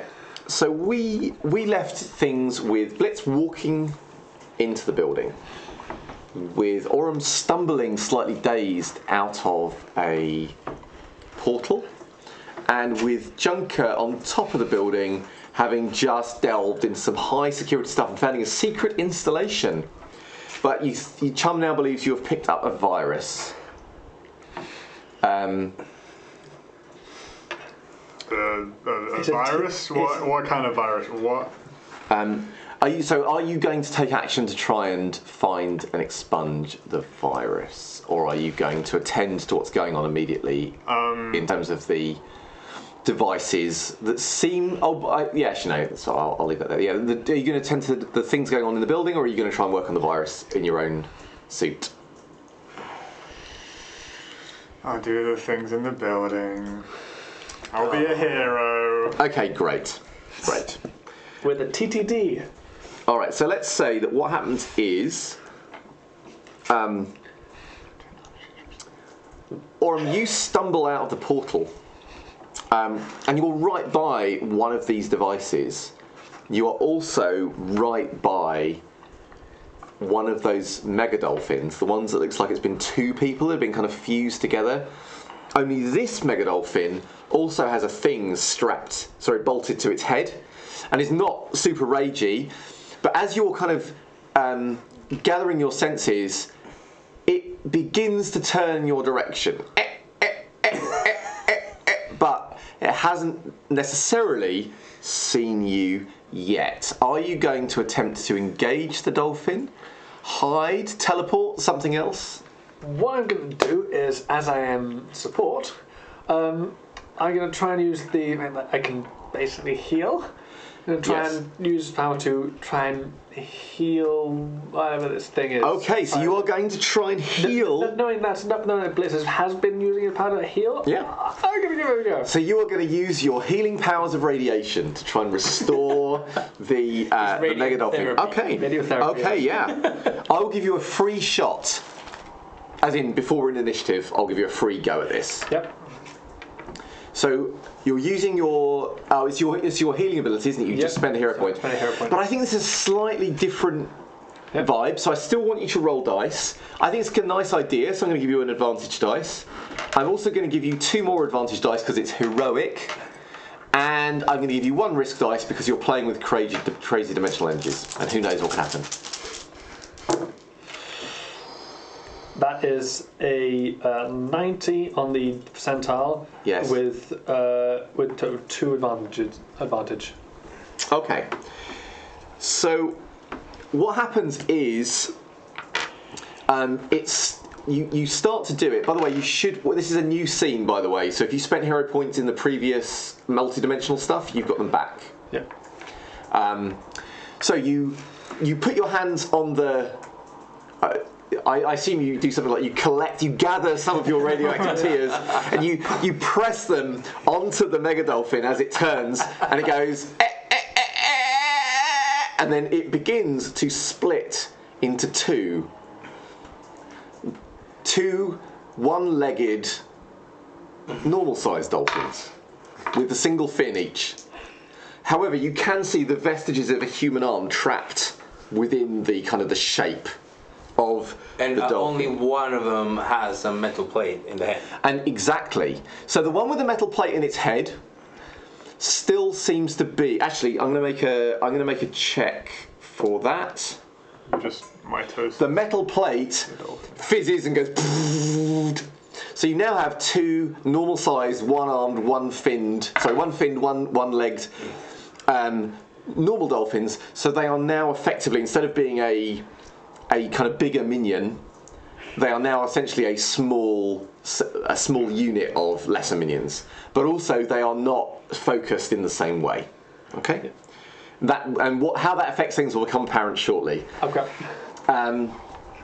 You step into the building and you're on the ground floor, aren't you? So you come in at the ground floor. You are at the top floor and you're about to investigate the building. So at this point, we are going to go into initiative. All right. You can, of course, communicate amongst yourselves. There we go, minions. Everybody, we got dolphins. All right. Big one and 2, I think. I'm getting to front desk. I see no one here. Hang on a minute. Let me get into initiative. You can be relaying information if you want while I'm doing this deck. Yeah. You go for it. The dolphins seem to be a bit more coordinated this time. And they're not flopping about on the floor. There's a device here. There's a strap to. Seems like it's a full beam. Yeah, I noticed that. Yeah. Okay. Also, I might have pissed off the security here. All right. Fuck. So, first off is Blitz. What do you want to do? Oh, wait, Walk to front desk. Sorry, can I ask the order? Because I can. Oh yeah, we got. Oh, sorry. Yes, you're quite right. So, as leader, of course, he can spend a hero points to alter the order. Yeah. The current order is one you'll probably like. Okay. It is Blitz, you, Aurum, some dolphins, an event of which you don't know what it is yet, and the split other group, the two things by Aurum. So I'm assuming you don't want to change the order. Because it's okay. Yeah. Because currently you 3 all go first. Yeah. So all you can do is swap. Yeah. So Blitz. I go in, front desk, reception. Yeah. Let's see if there's anything or anyone there. There is no one at reception. But you're going to start investigating. Yep. What would you like to use to try and do this? It's going to be a simple. I'm going to go behind the front desk and see like the security cameras or things like that. So let's make a. What have you got any relevant skills? Yeah, it's called anything else. So try anything else. Give me an advantage dice though, because this is quite likely going to be useful. I succeed. You identify where one of the groups of hostages are on the lower, in the middle of the building. Oh, okay, I check out which is You know exactly. You work out where they are. You can. Oh, okay, and where the elevators are, so I can just. Okay, so wait for the elevator. You check it out. The elevator is extremely efficient. You push the button, bomb, it's there. Nice. You get in. You'll be there in your next round. It'll come to the next floor. All right, so that is you. So Junker, what do you want to do? You know where you've seen the hostages. Yeah. You also know where some of these devices are, and you also know. You didn't, funnily enough, know where the thing he was fighting was, but you do know where the other group of dolphins is, where they're currently fixing things up. Okay. And they're in some kind of. They're currently in quite a large, what looks like sort of a dining room. Okay. That could also be used to host dances and things like that. It's quite a nice grand chamber. Am I close to that? You are relatively close, particularly if you're willing to just, blow through. If you're gonna be like, I'm gonna take the elevators or the stairs or whatever, it's gonna take you a couple of rounds. If you want to just burn through, you can come through this round. Your choice. I will take the minimal collateral damage off. Okay, so it's going to take your rounds together. That's fine. Yeah. Aurum. So with the I'm going to try and heal the one with the thing. Okay. So I'm again going to give you 3 advantage dice. If you get multiple advantage, I might let you pass it over to the second one as well. So would that challenge dice again as well, or? No, not with the challenge this time because there's less concentration. You know what you're doing. That's 3 with no advantages. Okay, so 3 is so low is good. It's a pass. So the one with the plate, you press your tears, radioactive tears, and the vestigial arm kind of pops. So there's the stretching of that weird sort of membranous skin on the outside of it, which just starts to kind of flake and shred away to reveal normal human skin underneath as the arm comes free. And the dolphin features part of the longer beak just sort of falls off into sort of like a goo, and they begin to. Your healing just kind of pushes out this other energy, which just collects in globules kind of around them, and then just hisses slightly against the floor. But you now have what looks like a young naked man standing in front of you. But he does not look like he's about to fin slap anybody, or indeed shoot water at you. So that's probably a good thing. Does he kind of look like he's dazed, or? Yeah, currently he's just coming to, but he doesn't look aggressive. You can gain a hero point. You have just saved someone from the horrors of things. Good. So I actually have one now. Yeah. All right. So. It is. Oh yes. So the ones that you are approaching. How many of them? Okay, a big chamber full of them. Quite a lot of them. So as you're making your way like ding ding ding, and like making your way down the corridors, Aurum, you will sense a pulse of energy, and for a moment the whole building seems to shake. Only it doesn't actually shake. It's just like, when you teleport and you get that weird blurring sensation. It's just like the whole building just goes whoop, whoop. Oh shit. You don't feel the energy in the same way that she does, but you see exactly the same thing. Okay. And Chum goes, oh shit. Does my new attachment tell me anything? Your new attachment? Yeah, the thing that I appropriated from the cushion. You got the cushion with you? Attached it.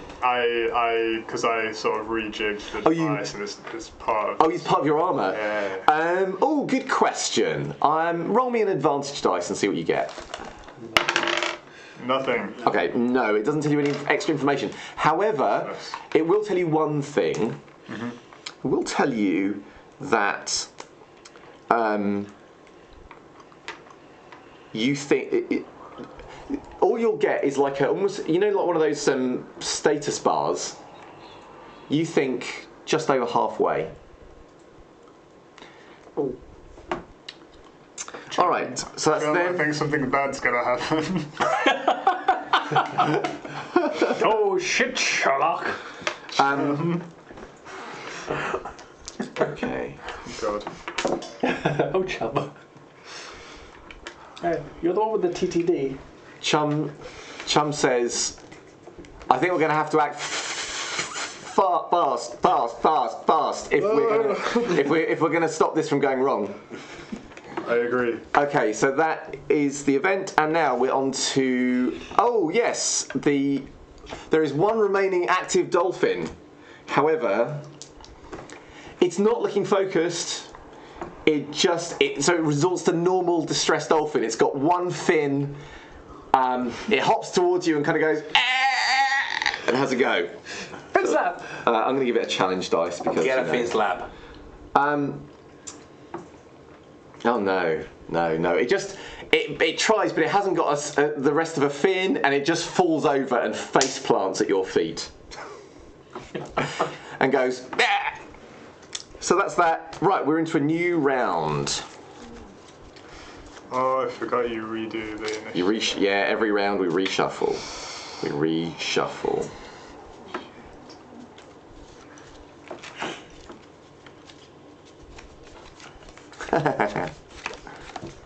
Okay, so the current order is event first. Uh-oh. You may now know that the event is somehow connected to the virus that's currently in your suit. Then it is Aurum. Then it is the face-planted dolphin. Then it is the dolphins in the chamber. Then it is you. And then it is Blitz. I would like to switch me and the dolphins in the chamber. Done? It's a good switch.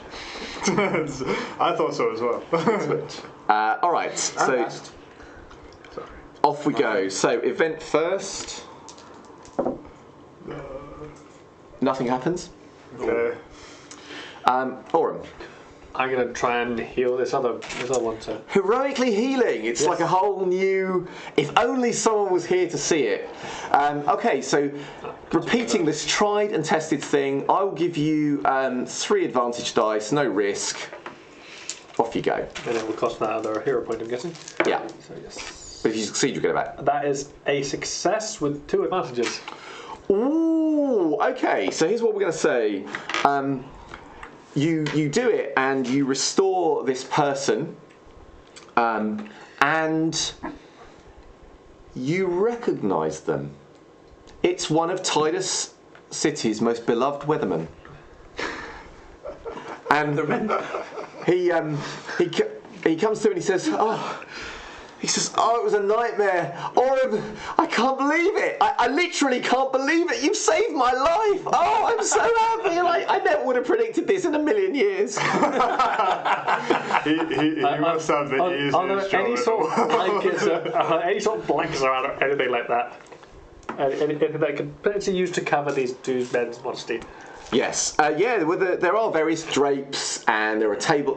So you quickly give them things to cover their modesty, and they are out of the initiative track. They are no longer a threat, and you regain the hero point obviously because you've done a heroic thing. You've saved someone from a tortured existence as a half mutant dolphin. So that is that done. Yes, it's you, Junker. So the lift doors open. Luckily for you, straight onto the banqueting hall. It is chock full of mutant dolphins diligently affixing things. This seems like the epicenter of what's going on. It's kind of roughly middle of the building. And you can see where the devices are, they're kind of vibrating at some kind of low frequency and distorting slightly the air around them, almost like a rift portal starting to open, although they're not opening a portal. But it's that kind of thing. How many of the devices have they got in the room? There are several devices. They seem in some way interconnected. Mm-hmm. And you can see like 3 fairly significant. So one kind of central to the ceiling, one on one side of the hall and one on the other. So what I'm going to do Yes. is I'm going to use the action on my technopathy. Yes. That allows me to animate a group of machines. Oh! A size 4 squad of minions that remain animated until the end of the scene. And I'm essentially going to animate the machines that they're fixing into some sort of attack Yes. devices. So they're not doing whatever they're doing. You're going to try and do that. So that let's put that. Trying to stop whatever. Yeah. You are aware, by the way, that these are not the only places these devices are in the building. Yeah. But yes, you can potentially. It's a good idea. I like it. You can have 2 advantage dice and 2 risk dice. Good luck. So that's just a flat success. Exactly. Okay. Success. Like. All right. So Cancel that. I'm going to put this onto the end of the initiative track. Dude, that's lucky. You speak to these things, and they start to like.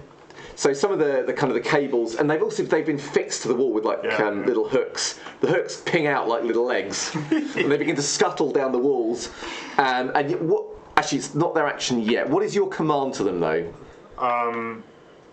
So my command to them Yes. is to go and find like the other ones of them, like the other machines that fix the walls. Okay. And like tear them off the walls. So a voice. Or like destroy. Free your siblings, basically. Yeah. So as there's they basically come off the walls and they start to scatter off in different directions. Yeah. And you will hear. Actually, no, I'll come to that in a minute. So dolphins. Now I'm fucked. Yes, you are. Just going to Because I'm near these things, right? Yeah, so the dolphins will see you and they'll all turn because obviously before they were just throwing themselves around, but all the dolphins around the thing just all as one go until they're all looking at you, and then they will attempt to. How are they going? In fact, what they will do is they will all, as one, lower their heads and spout filthy, weird, energized water in your direction. I'm going to give them. Frantically trying to close the elevator door. I like that. That's funny, but it's not going to save you. So you are going to take, and they are they perfectly pinpoint so that all of their beams of kind of jets of water actually connect just in front of you. So they go, and you take 54 resistance. As you're slammed back into the kind of the back of the elevator by it, and they all begin to advance after you. So that is them. Blitz, you know where one of the hostages groups are. I should add, by the way, there are hostages in your chamber. Oh, God. There are more people tied up, and they are tied up around one of the more significant devices. It's like a large. They're kind of basically strapped around some kind of big cylinder with kind of weird pipes going to it. That seems to have some connection to those other devices. Okay. Give me a science roll. I'm just going to give you. You've got some kind of appropriate science roll, right? Analyze data? So we've got research something, analyze data, use computer, read the situation. Read the situation. Read the situation. This is a read the situation moment. Consider the situation read. You think it's a radioactive power source. Okay. So, Blitz. I know that because I am one. Yes. So, Blitz, you come into a chamber. Yeah, I'm waiting for the elevator just to... Yeah. So you come out into this chamber and you see something very similar to what Junker has just seen. Mm-hmm. One of these things, people strapped to it. They look groggy to it. And also, directly above it in the ceiling, one of those devices. What would you like to... So they all look at you. Most of them look terrified. That I arrived. Just terrified in general. Okay, in general. And then there's other one people or two of the... But one of the people tied up just looks annoyed. And the thing that strikes you about the one that looks annoyed is that they just look tougher and like they spent a lot of time outdoors, maybe, you know, in the elements in terms of skin. But they're relatively smartly dressed. And the other thing that strikes you is they have a monocle, but it's black, like one lens of some sunglasses. Yeah. And it's annoyed. He looks angry.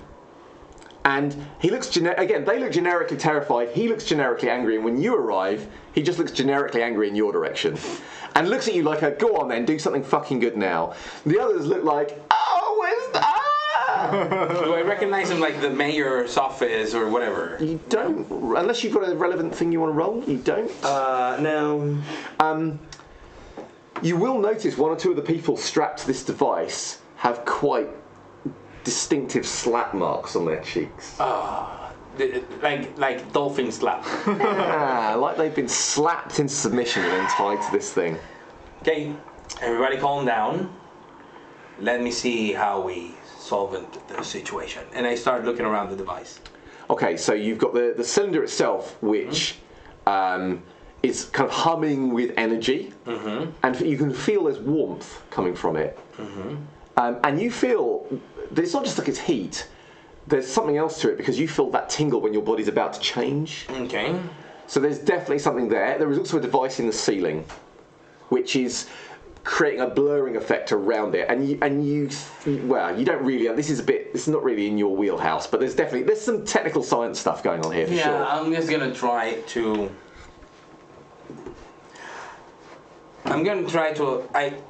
I am thinking this is like a battery. Yeah? I hope it is. Yeah? I'm just gonna grab it and tap into it and actively absorb all of that. Okay. So it's contained within me and people are not exposed to that. Yeah. So what do you want to take that off? Super toughness. So super toughness, give yourself 2 advantage dice because it's a good heroic thing you're doing. Give yourself another advantage dice for the idea. Give yourself 2 risk dice because it's kind of dangerous. Because it's stupid. So you go and so basically all these people are watching you and they're going, and the guy with the monocle says, don't mess this up. And then you...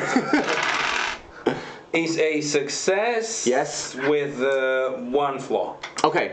So you basically, you suck the energy from this device and you immediately bristle and grow into your full demonic glory. Radioactive demonic glory. You believe at this point that these people are no longer... This energy, by the way, is radioactive. You recognise it now inside of you. You think that prolonged exposure would do bad things to these people, even though they're outside the thing, being within the radius of it. So you have saved them, gain a hero point. However... this is radioactive energy, but it also in some ways seems connected to the rift stuff, and you can feel something weird, it is contained inside you, but like a sort of pulling sensation, like the energy is trying to go in 2 ways at once and take your body with it. Oh, okay. Oh shit. That's so cool. So now I just like. Hang on. That's you done for the moment. That's you. So you can pick up next round. Yeah. Right. Can you make a roll for your minions? Yeah. To see how successful. I'll give them 1 advantage dice because they know where to go. Yeah. So it says the minions have a 50% chance to succeed on all rolls. Yeah. So 50% chance. Oh, they do not. Did they get any advantages? No. So they've set off, but they've got little legs. It's going to take. Oh, you can spend a hero. No, I don't think you can actually. So they've got little legs. They're on the way, but they haven't done anything yet. Yeah, it's going to take them ages. Yeah. So not only have you can't get the minions these days. Not only have you saved the people, but between your 2 actions, you have slowed down whatever is going on throughout this building. However, it is also accelerating towards completion. You suspect, Junker specifically, that if you can clamp down a few more things, you might be able to critically stop it. Okay. But if the dolphins crank anything more up, that might critically send it over. Okay. So we're kind of on the knife edge. You both pulled it back this round. So we're going to go back into initiative. We're done. We hope to God that I'm at start. And let's go that one and that one. All right. Are you all like this? So event first, then you, then the dolphins, then Blitz, then Aurum, then the minions. Yep. Nice. Any changes you want to make to initiative?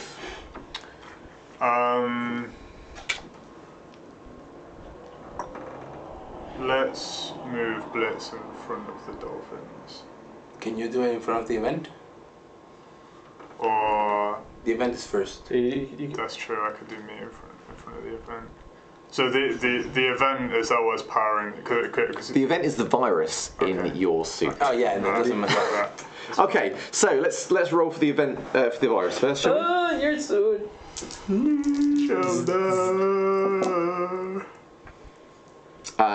Nothing seems to happen. So it's you. What would you like to do? I don't know the way this seems.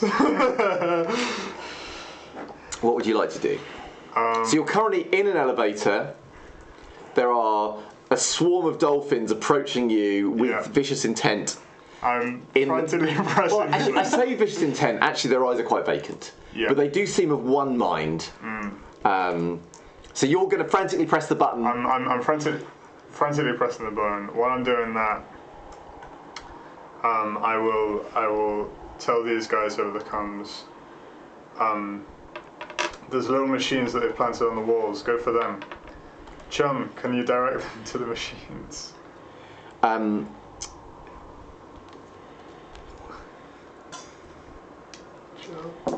Chum. So cancel that. Yeah. Okay. So Chum will agree to help do that. All right. So basically, you push the button. Where are you taking? Can I? Have I still got an action? Yeah. or- You can take an action. So your move basically is going to be the elevator taking you. Okay. Yeah. So while I'm like waiting for the doors to close, Yeah. I'm going to use Yes. my atomic energy control to make an area attack. Ooh. So spend some time tokens. Okay. So basically, when you do this, I'm going to give you 2 advantage dice. And I'm specifically trying to avoid the hostages as well. So you're going to do an area attack that specifically tries to avoid the Well, hostages. Are the dolphins all around? They are moving away from the hostages. But so I tell you what, I will So, give you. I I tell you what I'll do. I'll give you 3 advantage dice, but 2 risk dice, Oh no. All right. because there is a radioactive battery in this room, and there is also a bunch of people. Saving the day. He's a hero. Is he? Success with all food. One move. Okay. That was a right. Like while I'm pressing the button, I'm like. As the doors show, you cast forward your. So you're basically making an atomic explosion, but a contained one. Yeah. Yeah. Okay. Okay. So that was, let's say. It's because I know that I've already potentially pissed off the people that run this building. Okay. I'm trying to. So the last thing you see as the doors shut is about half the dolphins going. And the others continuing to advance as the doors shut, and you make your way Okay. down. Is there elevator music? Yeah, there probably is. So it's like the chaos of explosions. And Yeah. Oh, So there's some disco music. Oh, disco. yes, you can say there's some disco music. All right. For sure. Disco. Dylan had to creed. Disco music. Yes. Disco's the good one. So is it, yeah, some quite sort of poppy, fun music playing as you make your way down, nearly masking out the thuds of the dolphins as they come down after you. Oh God! What on the top of the? Yeah. Oh no!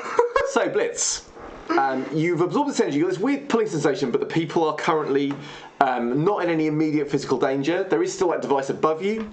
I just quickly reach for whatever is tying a couple of them because I assume Yeah. that they're like, Yes. and just like snap it. Yeah. Super simply. No, leave. Use the elevator. Like these, like No. it's gonna sound awful when the Yeah. guy is like half demon now. Yeah. And I'm technically immune. Yeah. It's like Okay, so When you I- when it's- tell yeah. them to leave. because the moment they are in the elevator, Yeah.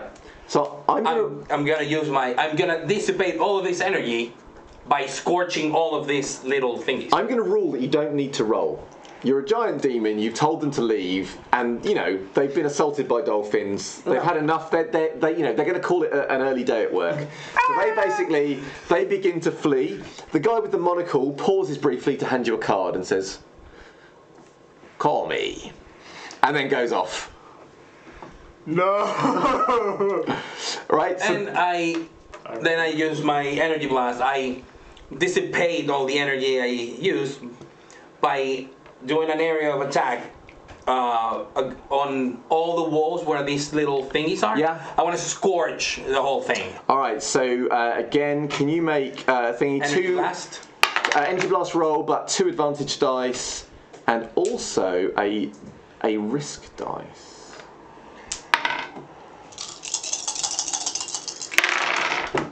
Which is a failure. Yes. It's a success. With no bonus nor risk. Oh, okay. Just a success. Okay. It was 74 and I needed 17. You feel this weird sensation. Like it's 2 things happen at once. One is that you feel almost like you're going to be pulled apart, and the other thing is you feel a weird prickling on your upper lip. However, it fades away as you disperse the energy, and you succeeded, didn't you? Yes. And did you say you areaed it? Area of effect. Yeah. So, but yeah, the ceiling is never going to look as pretty again. No. However, all the devices are blown at that point, and that kind of rippling of the building and that humming, because it's been building up, suddenly just kind of goes and stops. Nice. And around that point,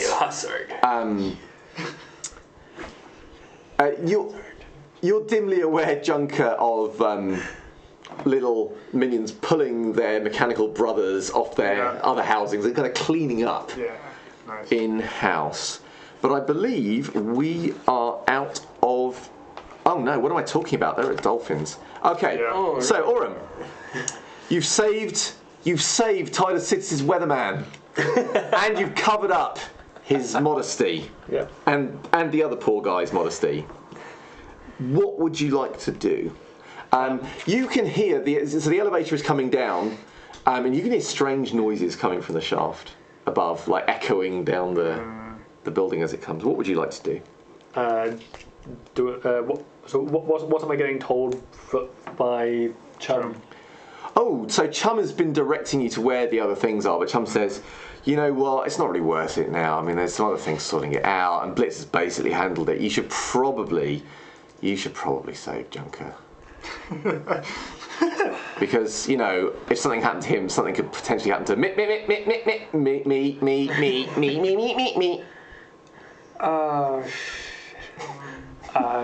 So is there a event coming near me? Huh? Is there an event coming near me? Yeah, it's coming near you. What would you like to do? So I'm going to move to get to the elevator and try and see what's there when I get to there.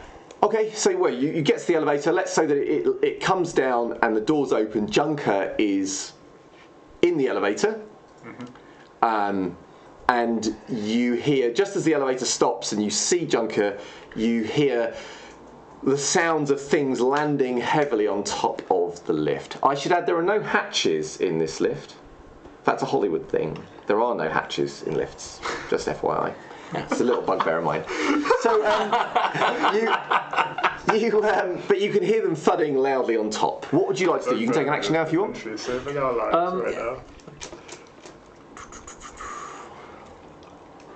I can see that Junker is quite hurt at this point. Would I potentially be able to kind of grab him and teleport both of us? And give it a shot. Yeah. So as the lift's been coming down, I'm going to aim for above. Okay. So you run forward and grab Junker, and you're going to teleport. Yep. Yeah, I think we'll just make that a No, let's add a risk dice. Yeah. Let's add a risk dice. It'd be wrong, wouldn't it, not to have one risk dice. So you leap forward, you wrap your arms around Junker, and you Succeed at a risk. Okay. Again, you together. Where are you teleporting to? Just somewhere above where we are.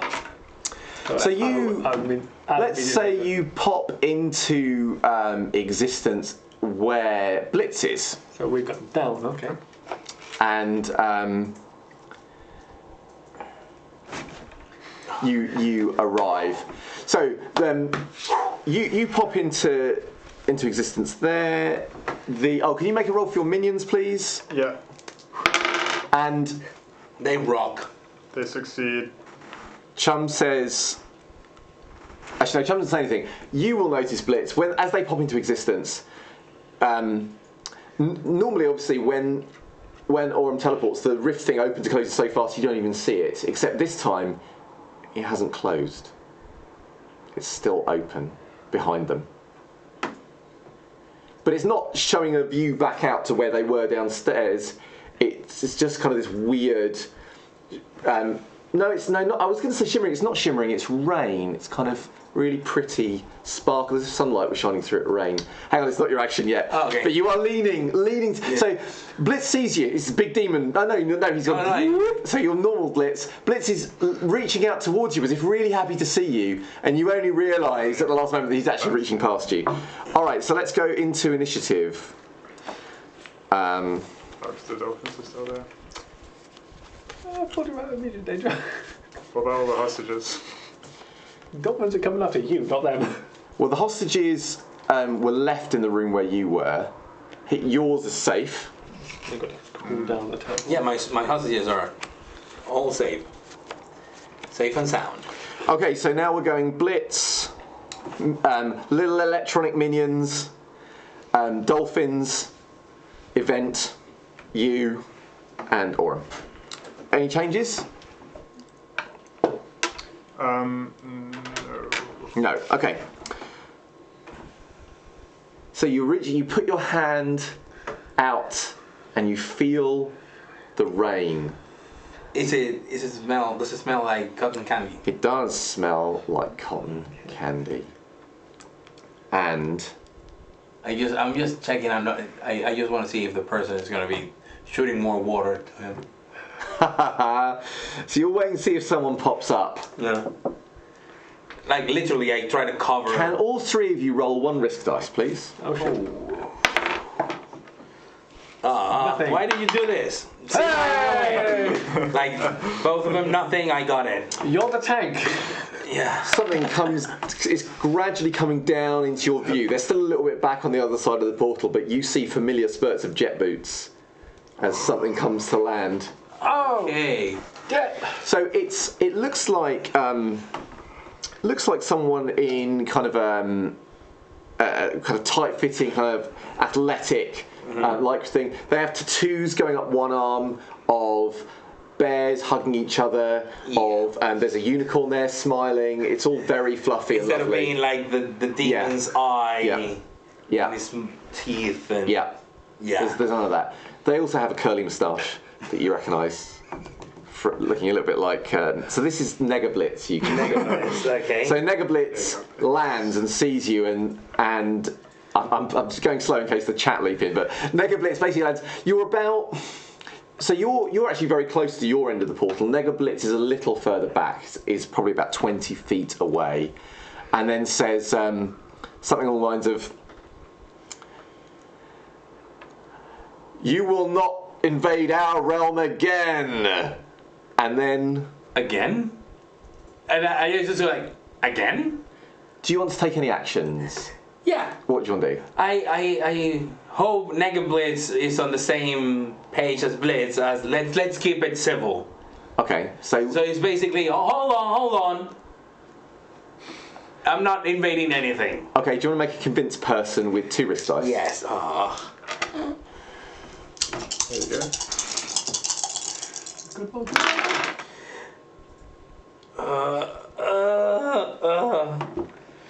What'd you get? Well, I needed 80, and I rolled 81. Well, you could spend a hero point and roll it, and you succeed. 2 risks. Okay. He does genuinely seem to. He does genuinely seem to consider it, and he says, "I might believe you, but I'm not sure my friends will." Oh. So, Nega junker. Let's see. It is. Oh yes, it is your little minions. Do I get to direct them on their turn? Yeah, you can have them do anything you want. Can I tell them to free any remaining hostages? Yes, you can make a roll. Nope, not this time. Okay. Little legs. They're trying, but it's hard. Little legs. Because they're not. Who tied this knot? You know. Okay. So This is a dolphin knot. They don't. Very complex.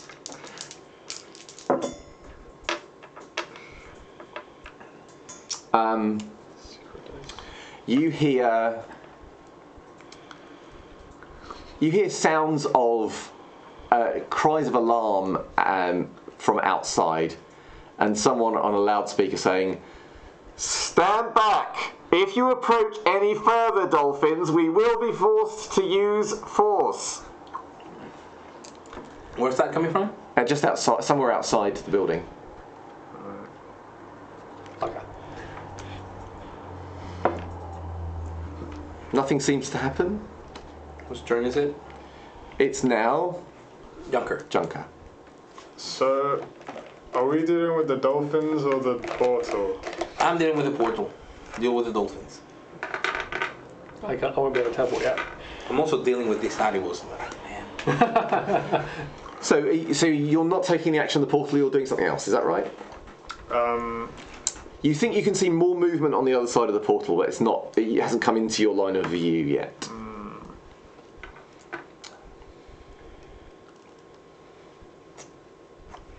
I will go, because we're on the ground floor, right? No, you're not on the ground floor, you are about halfway up the building. Because you were teleported up. You notice now you're here, because it's a beautiful building, the ceiling has been trashed. I mean, absolutely trashed. There's holes in it. It looks a mess. I mean, and it really stands out because, like, obviously, the walls are beautiful. Apart from obviously where the dolphins have torn bits off. I mean, there's been a lot of trashing of this building. A lot of trashing of this building, really. You're not sure that elevator works anymore now that the dolphins have smashed it up either.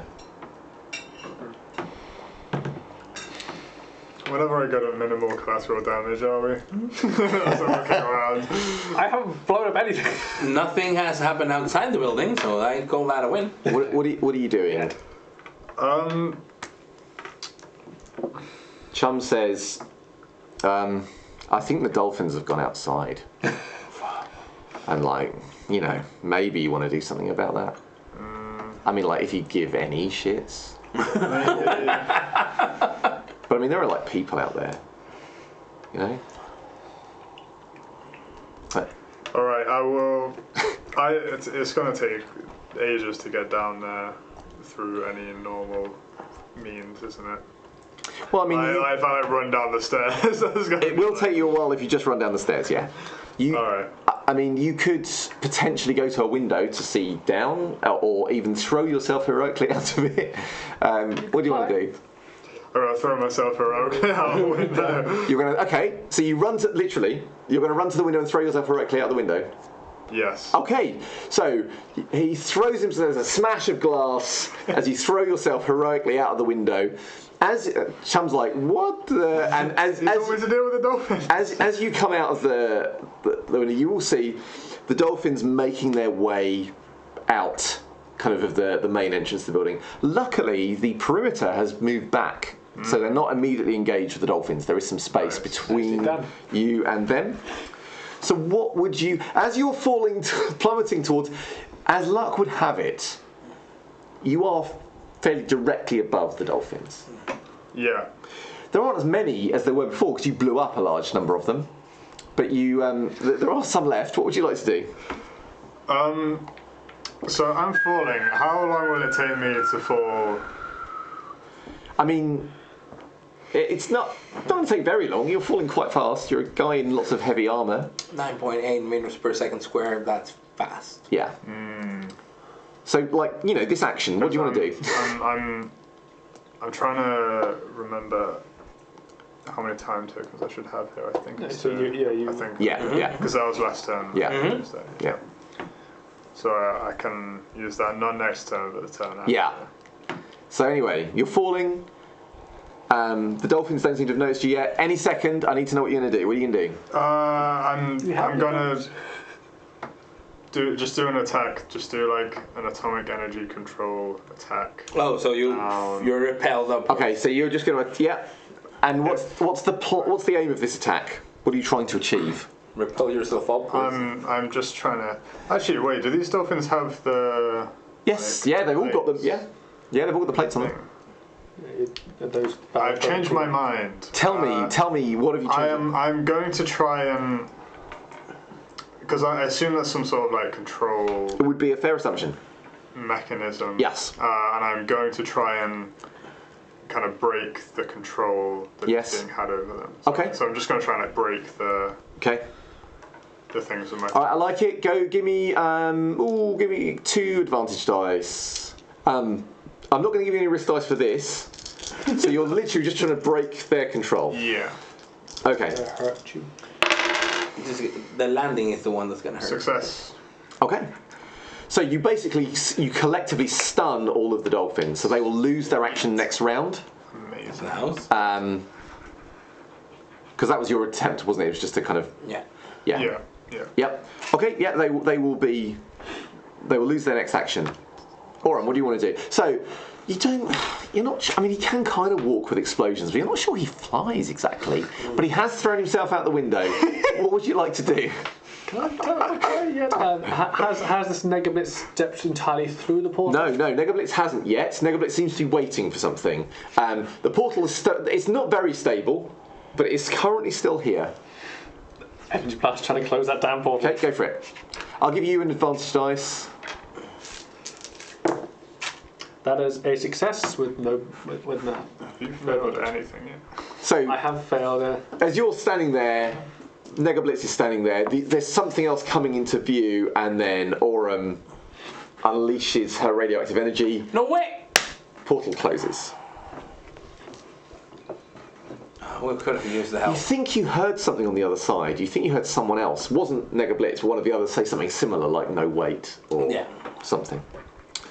Okay, that is the end of that round. So, the dolphins are stunned. So actually, I'm just going to give you a free round of actions. What would you like to do? I'm just going to run through the window he smashed. Yes. But I do. see, no more window breaking, just that window he broke. Yeah. But I'm just gonna make like a dive. I aim to land with my chest on whatever dolphin that I want to knock out. Like the largest one. I aim like a skydiving style. All right. I love it. 3 advantage dice. Go for it. And I'm gonna use my super toughness without stand the blow. I figured. Makes sense.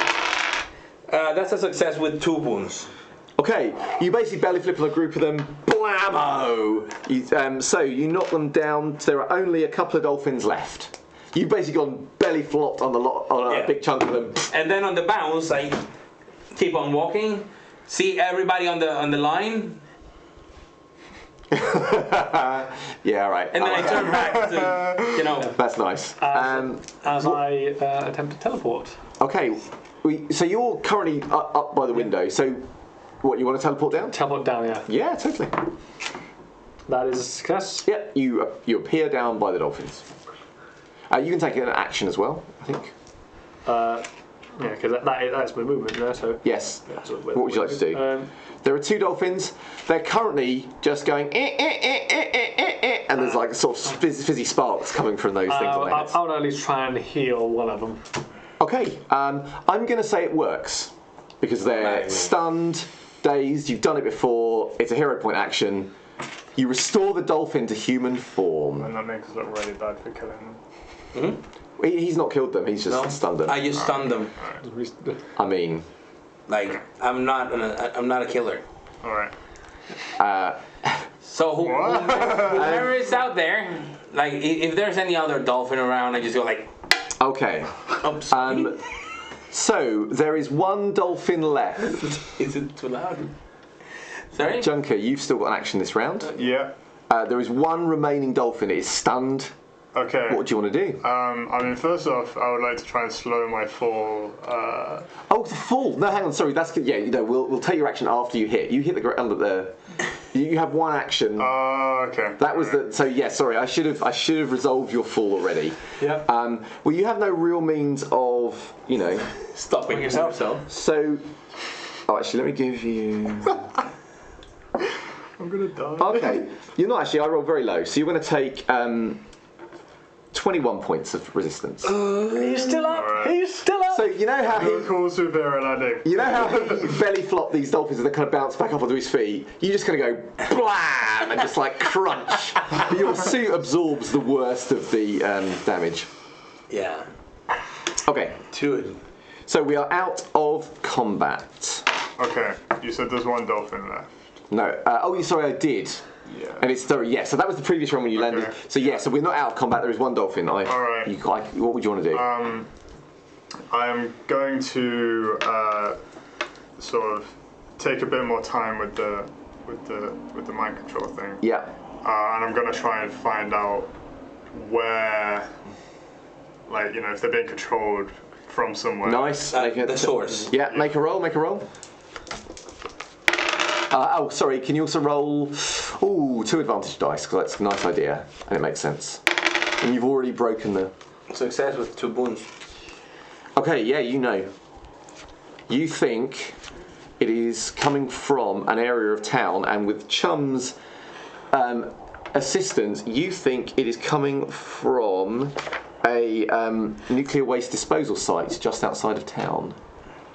Okay. You think you know exactly where it's coming from. Okay, so as I'm tinkering with this, I'll tell these guys. The dolphins are being controlled from somewhere. I think I know where. You know the power plant just out of town? It's actually a waste disposal site. A waste disposal site, my bad. Well, Sorry, chum. I know, simple detail. Look, I'm very shaken right now. I just jumped out of the building. Are all the dolphins knocked out? There is one remaining. Actually, no. I'll tell you what. 2 boons. You've made it stop and sleep. Sweet. So we're out of combat. So what I do is I just go to start walking towards the authorities. Yeah. Can I have some for the dolphins? So, listen, they say, we can do it. We're professionally trained to use handcuffs. Oh yeah, I know. And it's all going well, but there was a little bit of radiation in the air. They give you the handcuffs. Thank you. And then I just go back, put it on some of the dolphins, call the hospital ward, Yeah. dolphin ward. It's like, hey, we have a little bit more, some more patients here, and I just tell them through Chum. It's like, hey, why don't you go ahead and investigate, and I'll try to talk to the press. Okay. Maybe they know something else. And I check now the card that I was given. All right. Okay, so the card you are given has no name on it. It just has a number. Are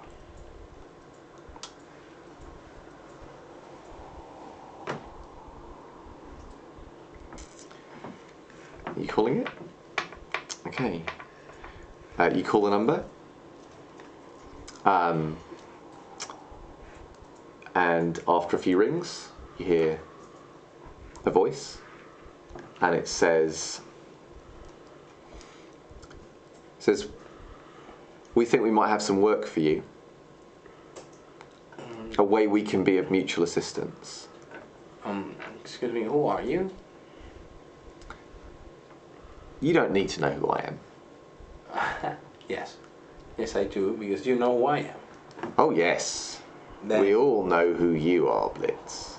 Then, So here's how it's going to be. You've shown you can be competent, efficient, and not quite as damaging to the city as certain other people. We're going to be in touch in the future, and we'd like you to help us out with something. And in return, will save Junker's life. What do you mean? Exactly what I said. Junker's done something he shouldn't have done. Junker is in trouble with some people even I wouldn't want to upset. Oh yeah, they're very upset with him. He's going to be in real trouble. But I could put in a word for them as long as you're cooperative. Because in Titus City, we like to keep things cooperative and friendly, you know? It's good for business. And Junker has not been good for business. But we're willing to let that slide so long as you help us out. I'll call you back. Okay. What are you doing now, Blitz? Walking to the police and say, okay, I already called the hospital for them to come here. Are you gone already to the... Oh yeah, no, yeah, so the hospital, yeah, they're you can just hear the explosions receding in the distance. You can't even see Orem anymore.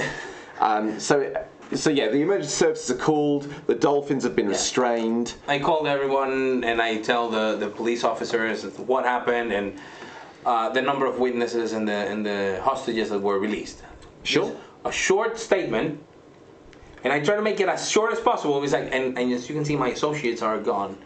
Because we're gonna continue. We're looking for the source of these mutant dolphins and who controls them. Are you trying to tell me that Biohazard does give statements to the authorities now? I am trying. I am trying. Like someone pointed it out. So you give your statement, and you then jet booting off. But only to the authorities, not the press. Not the press. I don't have time. Okay, so you give your statement to the authorities. Obviously, the chief officer he can't quite look at you. He retreats. But one of his more junior officers will take the statement from you, and you fly off. As you're leaving, the press arrive and they're like, Blitz, a statement from the Tudor Times. Okay. So as I'm going, yes. Chum, is that virus still here? It doesn't seem to be doing anything anymore. I think you can make some kind of appropriate roll. Yes, I would like to do that. What's an appropriate roll? Would use a computer? Yes. An appropriate roll? You can have an advantage dice for Chum. No! That's a big old fail. Okay. But you're 2% away. So you Point.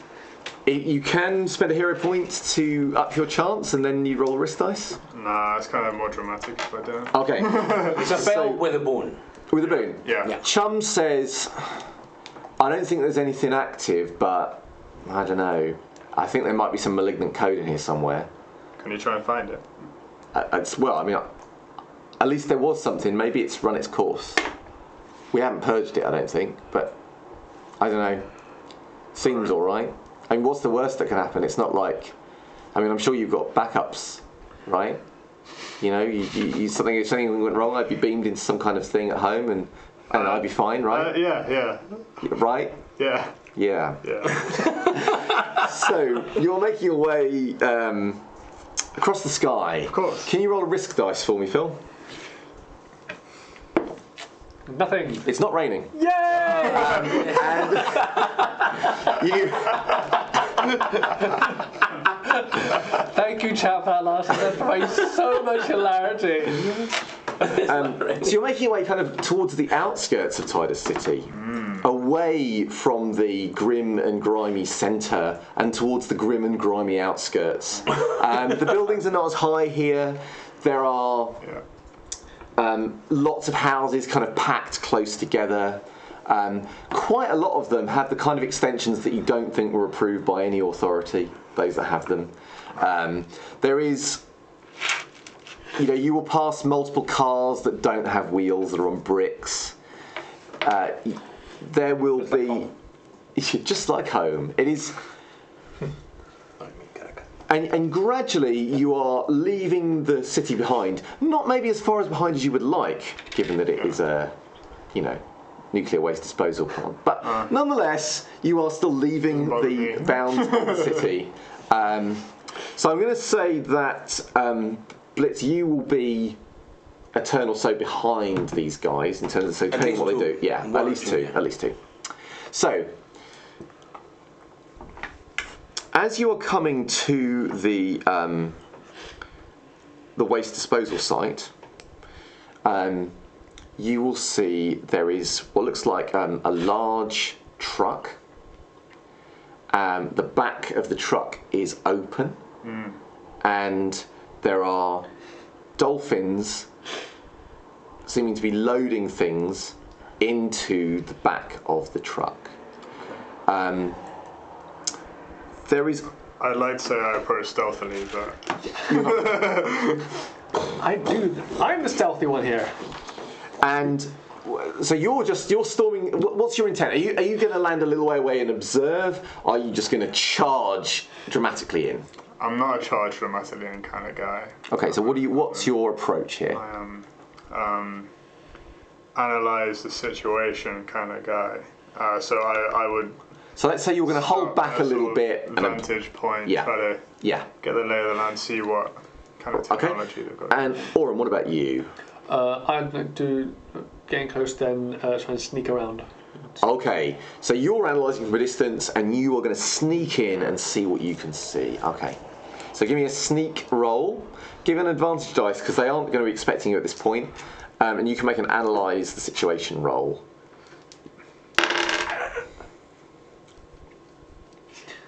I will spend to succeed, and I have a boon.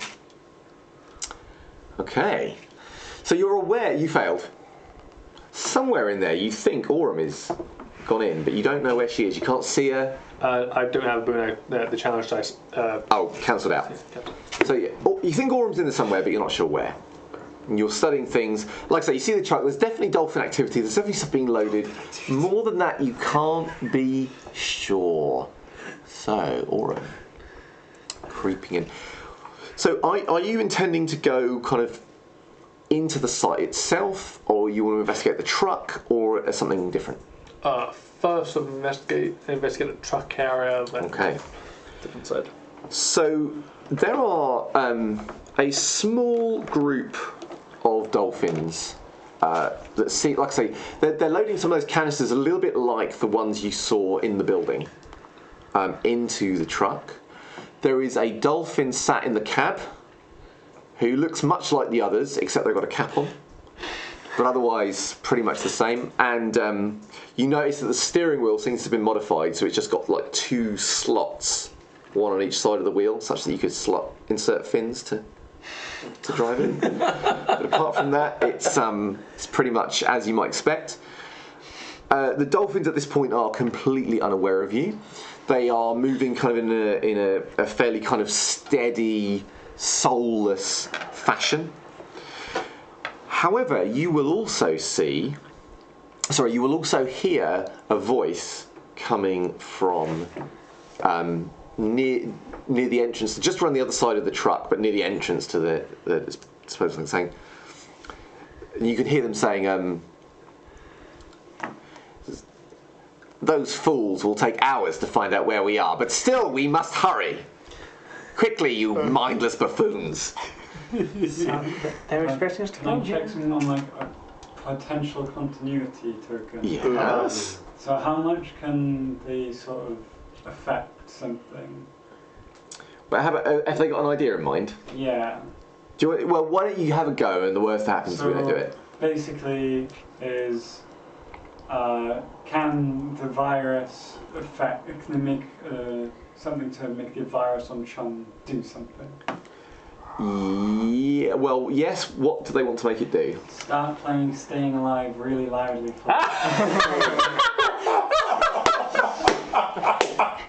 Yeah.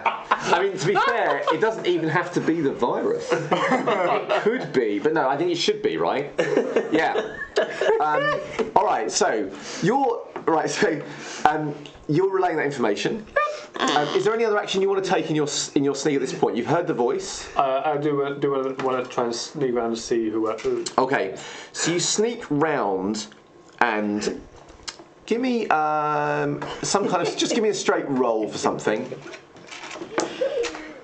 16. 16. Good. Okay. So when you come round the corner to locate the source of the voice, you see a man in a lab coat who looks, in some ways, like any kind of ordinary scientist that you might see. Except that instead of one arm, he has a dolphin's tail. And sprouting from the top of his head is a stalk, and hanging on the end of it is a globe of bioluminescence, much like those you might see on an anglerfish. He looks like someone who has like a permanently pissed off expression on his face, like life has dealt him some bad cards. Yeah. You will notice as well, there's a few old, what look like burn scars, like on his head. Which one of us did that? But more than anything else, you recognise them. You've seen them before. It was the day there was that big project, the one that went terribly wrong. The scientist that was running that project looked, I mean, I say a lot like this guy, but they didn't, because they didn't have a dolphin arm or a funny thing sprouting out of their head. But it's the same one. The one that was trying to do that project. It was a project, if you recall correctly, that was going to try and create clean energy for Titus City. But it went terribly, terribly wrong that day. And of course, you know the rest of the story of what happened to you. And I would like to spend my token to say that... your continuity token, yes. I'm finally spending mine to say that the only reason that guy survived that was because of me. Okay, so what we're going to say then is that even though they may do things to you, they will get challenge dice, because a bit of them will not want to, like, you know, they might pull their blows with you, or they may decide to target other people with their actions instead of you, potentially. Cool.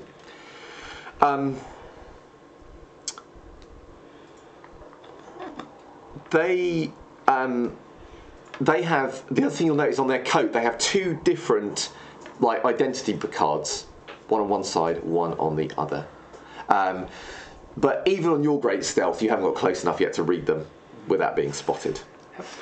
All right, so that is the first round of things. As we still, so Blitz hasn't arrived yet.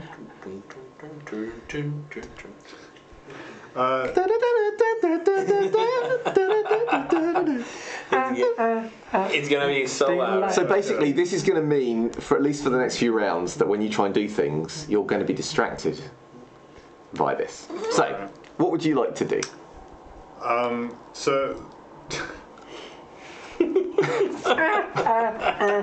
Staying alive.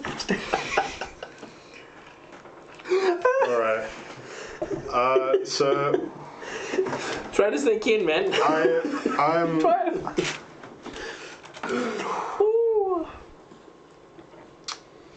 So has the music kicked in? Yeah, now? just gone. It's like, so you're looking at it going, what is going on with that? Then there's like do do do do do do, and then you think that's a bit odd, and then it gets louder. Do do do do do. Chub. It just kicks into the lyrics. Wait, Chum singing along to that. It does sound a bit like Chum singing it, yeah. But he sounds much more enthusiastic than normal. Normally he's just like, oh, I was singing stupid. But he's not like that. He's really going for it. Okay. He's really trying, you know.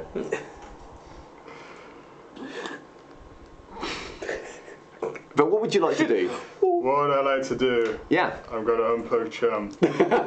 Oh! No, you're unplugging Chum. Yeah, I You unplug Chum. Well, we'll say that takes your action. Yeah. All right. Aurum, what would you like to do? You have another free action. So they meanwhile are saying... So you'll see that they are seeming to be loading the last of the things. Closing up the doors, and this figure, who is, just trying to think of his name. He was a doctor of some kind, or maybe even a doctor. You think, Dr. Uga? Yeah, Dr. Uga. That was his name back in the day.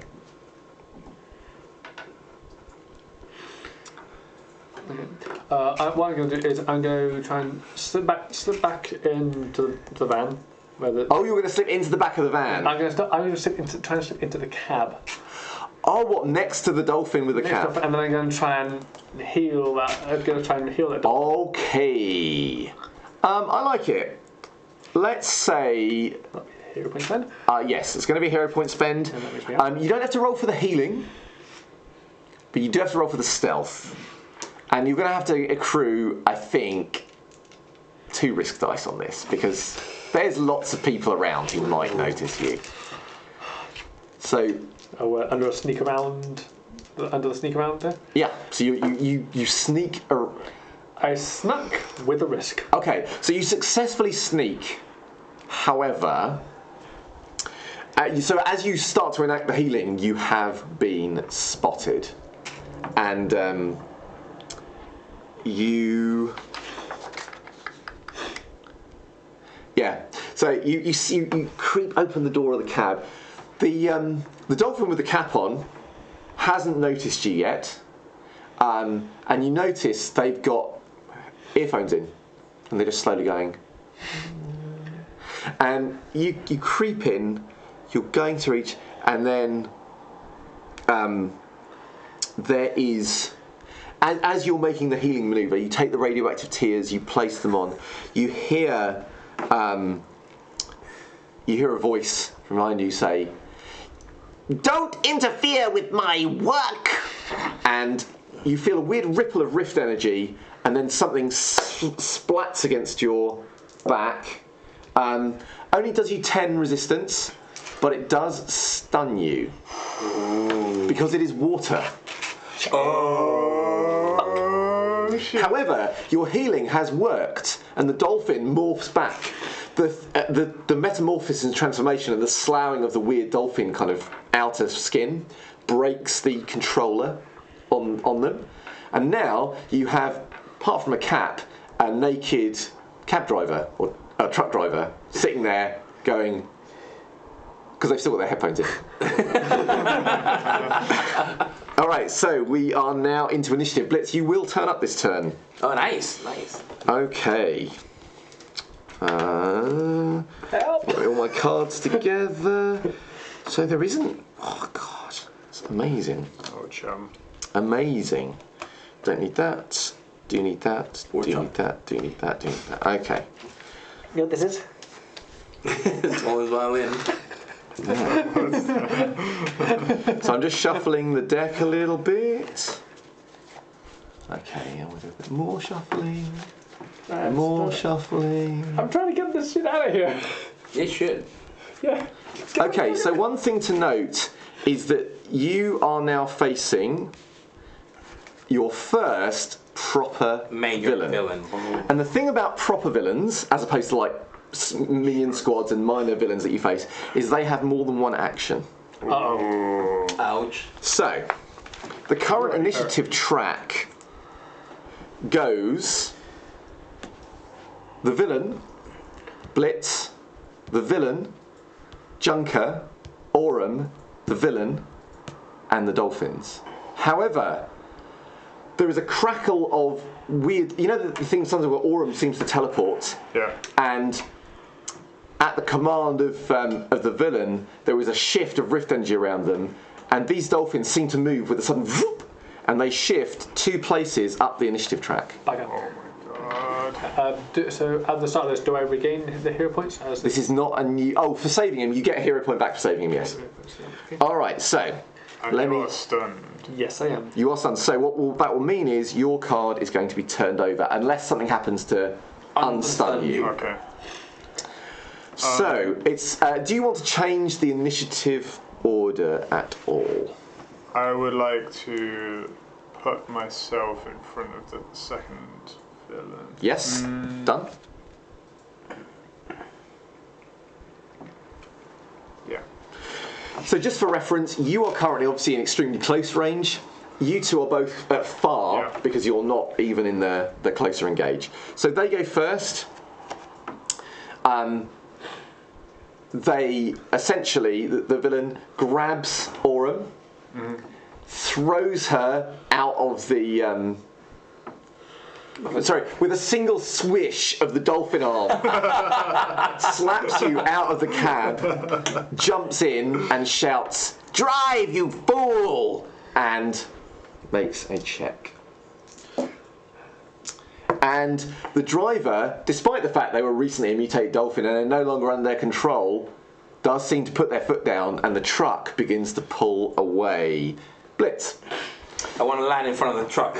Hang on. You are currently at far range. You have just come, because you've been like jet booting into the vicinity, so you've kind of come into vaguely where Junker's distance is. Yeah. So you can close, unless you've got special movement abilities or other things, you can close one level of distance. You can close both, but that would just be everything, but you'd have no action. You'd just be nearby. Do I see where the truck is driving? Is it like a gate that they have to go, or are they just open road? There is a gate. It's not a very sturdy gate because maintenance is poor in Titus City. But there is a gate. That gate. Am I closer to that gate than to the truck? You could go to the gate on a double move, so you would be able to potentially intercept the truck. Yes, that's what I want. Okay. So we'll say the truck is moving towards the gate. We'll get to the gate in the next initiative phase. All right. So that's you. So you basically you spur your jet boots on. Mm-hmm. They're running out of power. They're trying to put you down, but you kind of squeeze the last bit, just like, and you just kind of come to a skidding stop by the gate. Junker. So from your vantage point, you think that the dolphins are currently in the truck. Yeah. Most of the dolphins are in the truck. The villains are in the truck. Aurum is out of the truck. The truck is leaving. Okay. So what I'm gonna do is, because I've got the comms, which I guess normally work like a radio kind of thing, right? So I'm basically gonna spend my action putting Chum like into the comm, and then tapping the radio that's in the truck into Chum so that he plays "Staying Alive" very loudly in the cab. All right. Thanks, all right. You can have. So it's. I mean, that's just great. I have four advantage dice. You can take the spotlight. If you get all 4 successes, you or Chum will take the spotlight. Or Chum. Probably you. Well, it's a success. It's a success with one boon. What's your intention here? To create a distractingly loud, like. Okay. Yeah, because it's so loud that if the guy starts shouting orders, the so what I'm going to do is basically flip over one of the villain's actions. Yeah. Okay. And I will see how this works. Well, not even because of the gate. This is just the music. Yeah, because of the chaos and the whole thing. Yeah. So you will just hear. I mean, you're probably the only one vaguely near after here, but you will hear the villain go, "No! What is that? I hate disco." Yes. Curse you, disco! And curse you, biohazard! Right, so it is the dolphins. Please clip Peter saying "curse you, disco."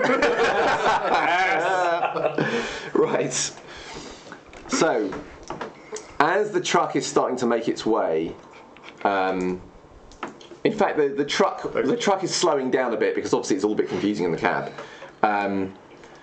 One of the dolphins that was in the back of the truck pulls itself onto the top, and it has a large tube. Looks from this distance a little bit like it could be a bazooka or something like that. Except as it raises it, it's not a bazooka, it's just a tube. But it does fit it over its spout. And it turns it towards Blitz. Good. Because obviously you've taken a blocking stance, right? And it tries to get you with a long-range snipe with a water jet. No, it shoots wide. It was just a tube after all, and what were you expecting, you know? Alright, so that's the end of that round. The villain does not act for the rest of this round, but he may well do something cool. Actually, sorry, his action should be to try and deal with this, so let me just let me just. He's going to try something. I'm going to give him a risk dice because he's got Staying Alive playing. Always a risk. So you've plugged Chum into the device. Yeah, into the. In the radio. Into the radio. Into your comms. So my comm is now transmitting directly with. Yes. The truck, and Chum has access to the truck. Basically. Yeah. Okay. So that also means that my comm is not working between. Yes. Okay. So from your vantage point at the gates, you see... the BGs are approaching. The BGs is like booming out really loudly. And I just... Get ready. You get ready. Ask her. I'm getting ready to boogie. Is it psyching you up? So... How much time? You see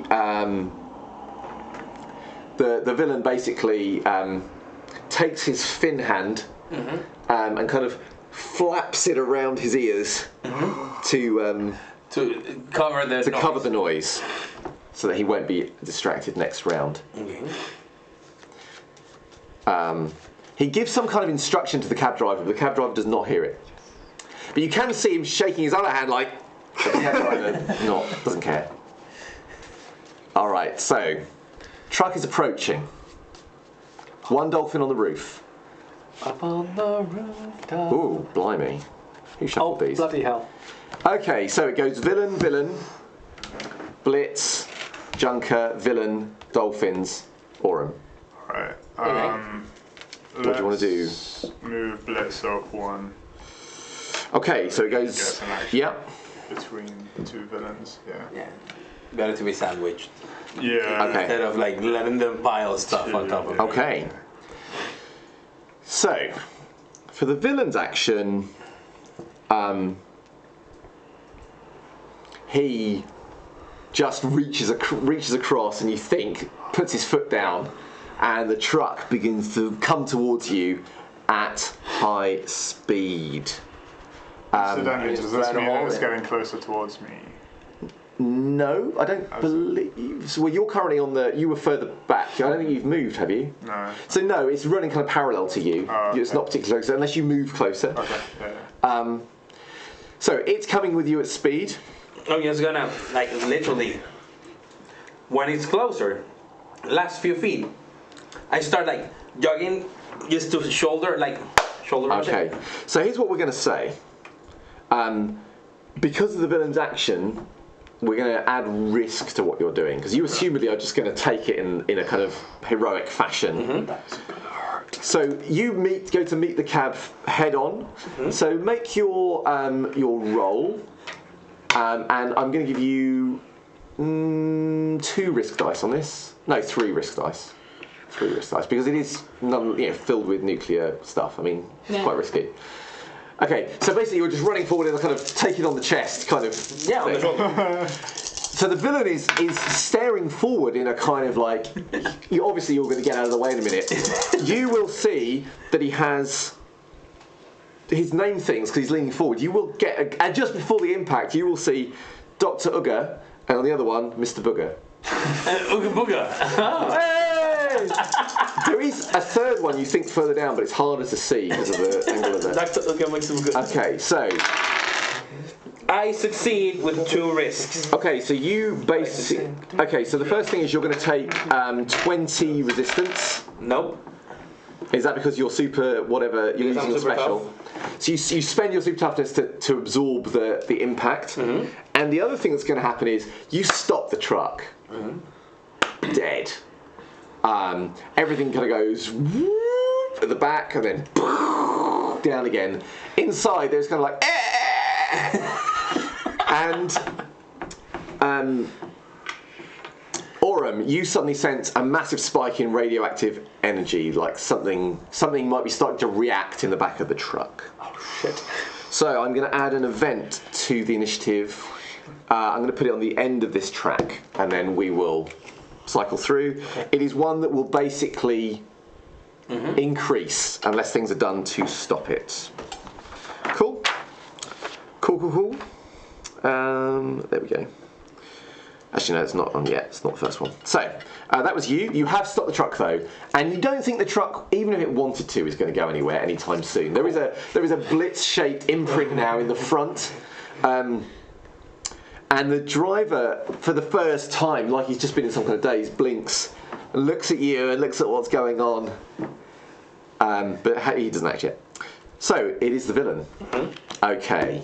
The villain gets out of the truck.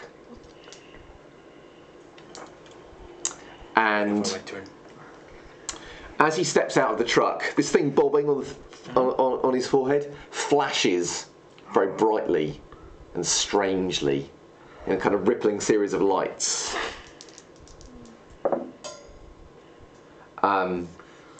And you find yourself dazed by it. So you're going to be dazed for your next action. Continuity token. The driver, now that we're up close, yes, recognizes me. Ah, why does he recognize you? Because he is Frank. My neighbor's chauffeur. Really? Wow, he's had a tough few days. Okay. And he's pretty cool. I mean, he asked me for an autograph for his kid a while back. Yep. And I've asked him, whenever I want to feel fancy, it's like, hey, can you drive me and stuff? Okay. So it's Frank. Poor guy has been missing for a couple of days. And he's a good friend of mine. I mean, he's the neighbor's chauffeur, but I treat him like just another fan. So, Frank, big fan of yours. Yeah, he's going to try and help me. Gotcha. Hopefully. So, Junker, what do you want to do? I would like to go to the truck. And I want to land on the truck. Yeah, okay. So you do a last kick-off and you land on the truck, and there's a dolphin with a large tube on top of the truck as well.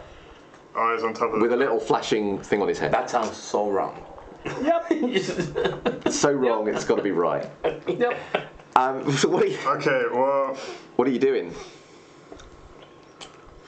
So I'm going to say the turmoil, by the way, in the back has reduced the minions of dolphins by 1 in the crash. What do you want to do, Junker? So. I should say you can hear Staying Alive quite loudly now. You're on top of the truck because the door's open. So. I mean, the engine's not working anymore, but the truck radio is still going strong. Yeah. What do you want to do? I need a fast decision. I want to. So I don't think I want to land on the truck. Yeah. Too late. Okay, too late. All right. You're on the truck. What are you doing? Technopathy. I want to lock all the doors. Lock all the doors. Okay. Lock all the. Go for it. Nope. Okay. You go to do it, but you just can't seem to. And you think the doors are slightly buckled out. Maybe the locking mechanisms aren't going to connect properly. So the villain steps out of the cab, shuts the door. All the while, of course, you're a little bit like. Puts the door to behind him. He says. Interfering with my plans will not be successful, for I am Dr. Mr. Ooga Booga, and I will And at that point, the door opens again behind his head. Bam! And the thing goes... Oh, and the pattern changes and you're no longer stunned. Okay. The villain is stunned, loses his action. Ah! Way to go, Frank! Frank goes... So the dolphin on top of the roof throws away the tube and just tries to slap you. Alright. Classic. For 56 resistance. Oh! No, that's a lie. That is a fat lie. Sorry, it's not a minor villain. So for 25 resistance. Okay. Sorry. That's not as bad. Not as bad. It's not like a villain or anything. Alright, so... Aurum. So...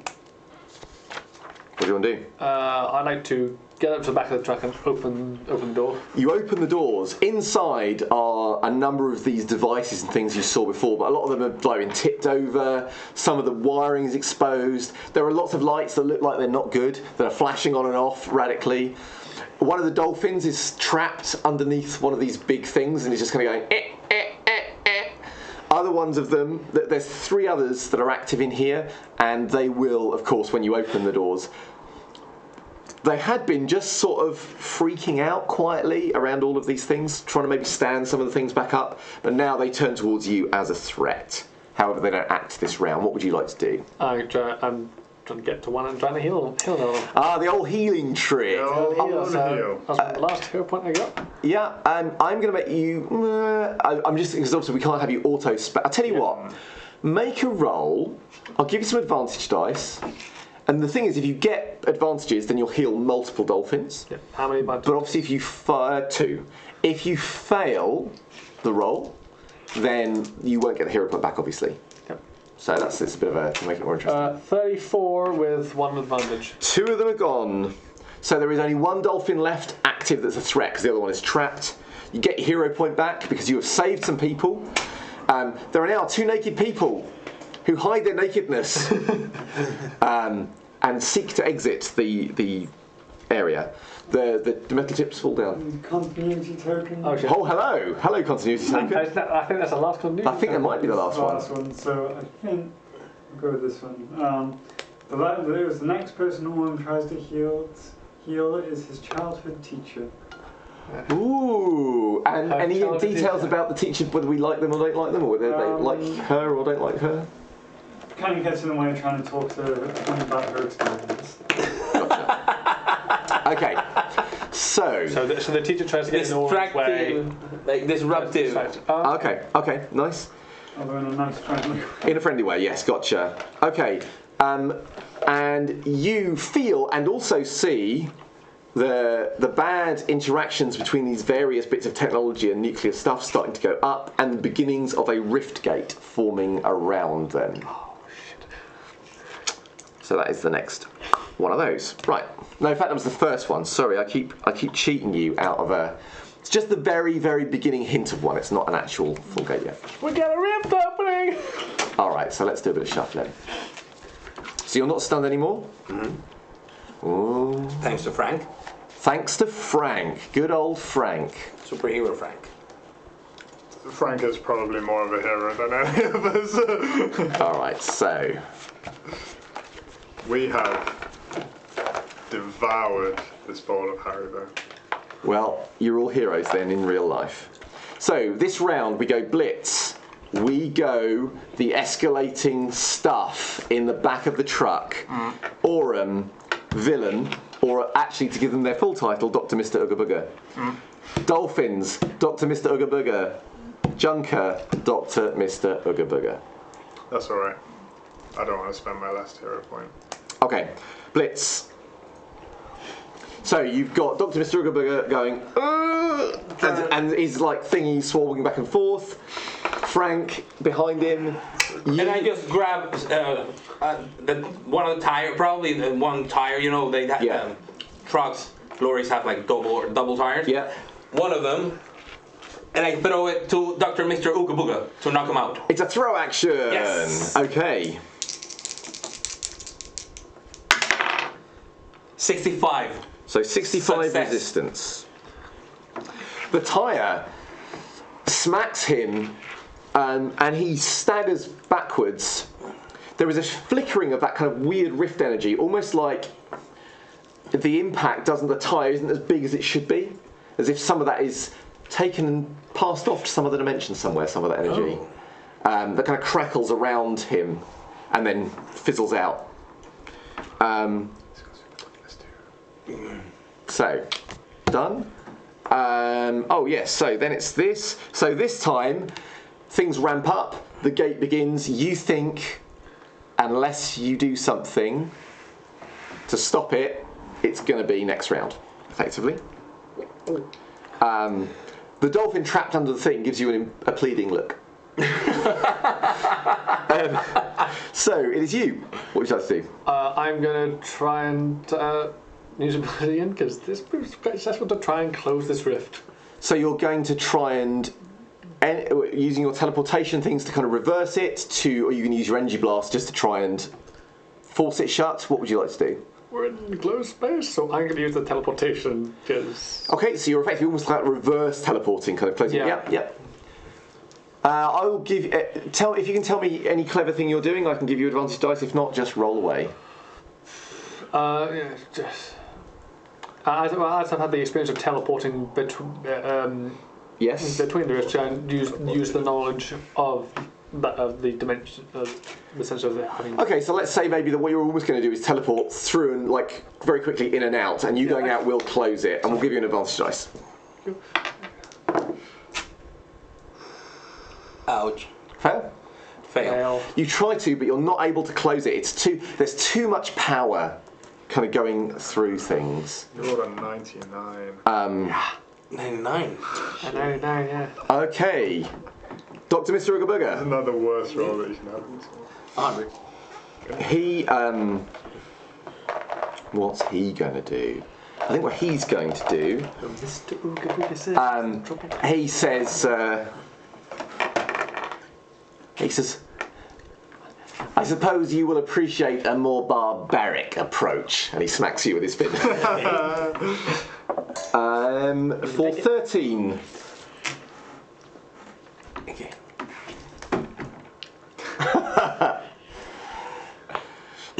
I'm going. Doesn't even turn you into a demon. Doesn't even turn you into a demon. Doesn't turn me into a demon or anything. I mean, 13 out of 200. I'm not going to dignify that with a... There is one active dolphin still in the truck who attempts to stop you with a fin slap. You are fin slapped. I fin slap you, sir, and thrice for 41 resistance. 41. Yep. Holy. They slap hard. Yeah. It basically, because you're busy doing all this. As you come out of your teleport thing, it's been waiting with its fin back, and you kind of step out of the gate. You look back, damn it hasn't worked. And as you turn, it's like. Probably knocks me on my ass with that much. The dolphin on top of the truck. Yeah.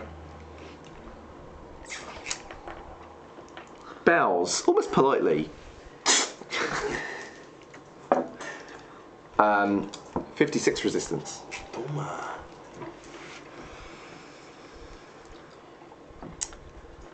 The horrible, slightly off water, some of it seeming to kind of seep into some little nooks and crannies of your armour, little sparks fizzing where it does so.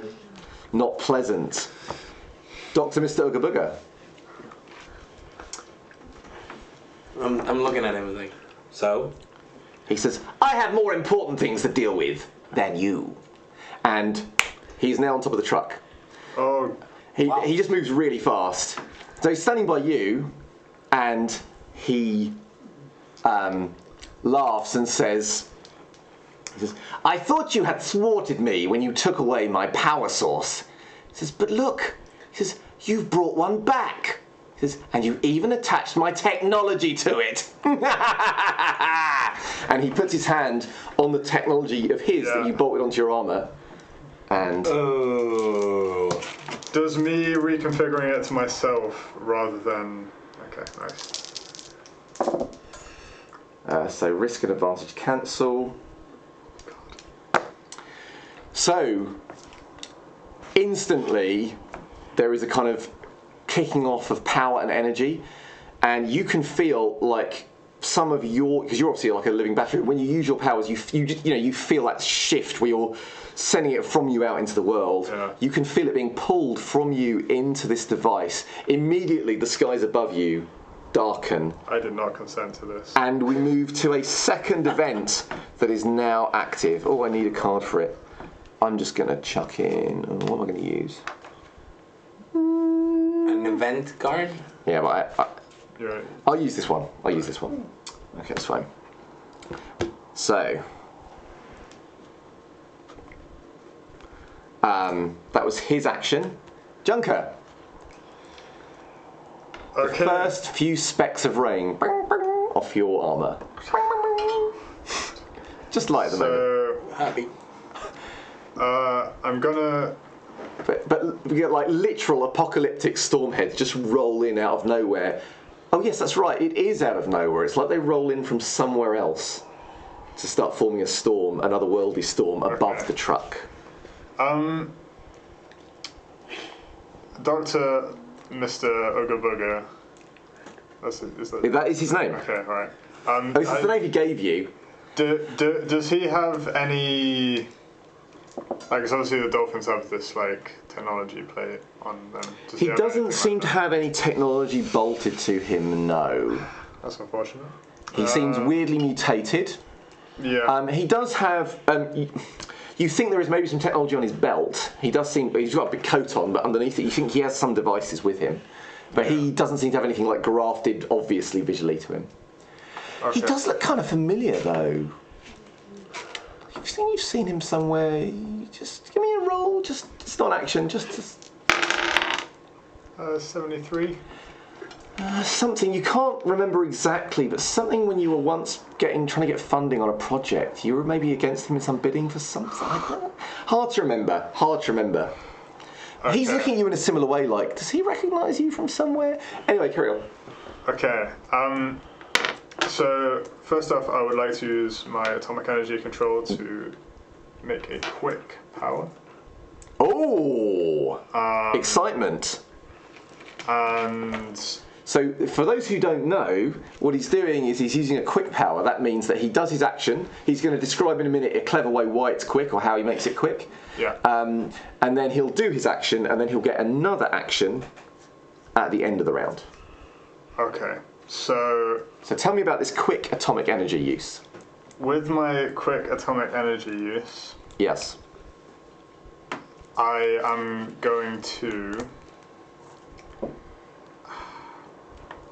Okay, so my energy is currently being pulled into this device. Yeah. Well, more that it's being pulled, and the device seems to be amplifying your power. Okay. Yeah. But not in a way you're using it. It's kind of pulling it in a different direction. Yeah. I think essentially I'm going to try and like shut off my atomic energy control. Okay. Like kind of like shut off the power from. Is that? So you're going to kind of stop your own heart, effectively. Is that what you're describing? Stop control, overload him. Stop your control on your power and overload him. Oh. What would you like to do? I need this. What is so? Your quick action is what? That you are going to just try and dampen your own power. You can do that if you want to. I need it quick though, because time's ticking. Storms are rolling in. Threat is growing. So I'm going to try and actually. So he is the one pulling the power from me. He has activated the device on your armor that is starting to pull your power in a certain direction, and it is ramping up fast. Okay. I am going to. I'm going to give it more power. Okay. I want that to go faster. Roll. And then. Okay. So that's the quick use of your power. Yeah. And then next round. And then at the end of the round, you'll get to do what you. That fails, but I'm going to use a hero point. Okay. And I get a horrible thing happens. Okay. As it should. So here's what is going to happen. So just tell me what your intent was afterwards, because you had a kind of a. Okay. Well, because I've used a quick power, I now get another. You will get another at the end of the round, yeah. Yeah. So we'll hold that for there. Which aren't we already at the end of the round? No. What? I thought we were. No, this is because I've moved you to the end of the track for your extra action. All right. Yeah. So you crank up the energy. Yeah. The storm clouds intensify. Some kind of horrendous rift begins to open. Yeah. And you think that whatever it is that he was trying to do, you have accelerated to the next level. Yeah. He laughs. Yeah. He says, I was going to save this city. He says, it is only fitting after you ruined that you will help me bring forth the deluge and drown this city. And he's going to take an action. He's going to try and accelerate it still further. Yeah. Oh. So you guys got hero points to assist me on this next thing. Okay. So, the sky changes colour somewhere in the epicenter beneath the clouds, and some kind of rift gate opens.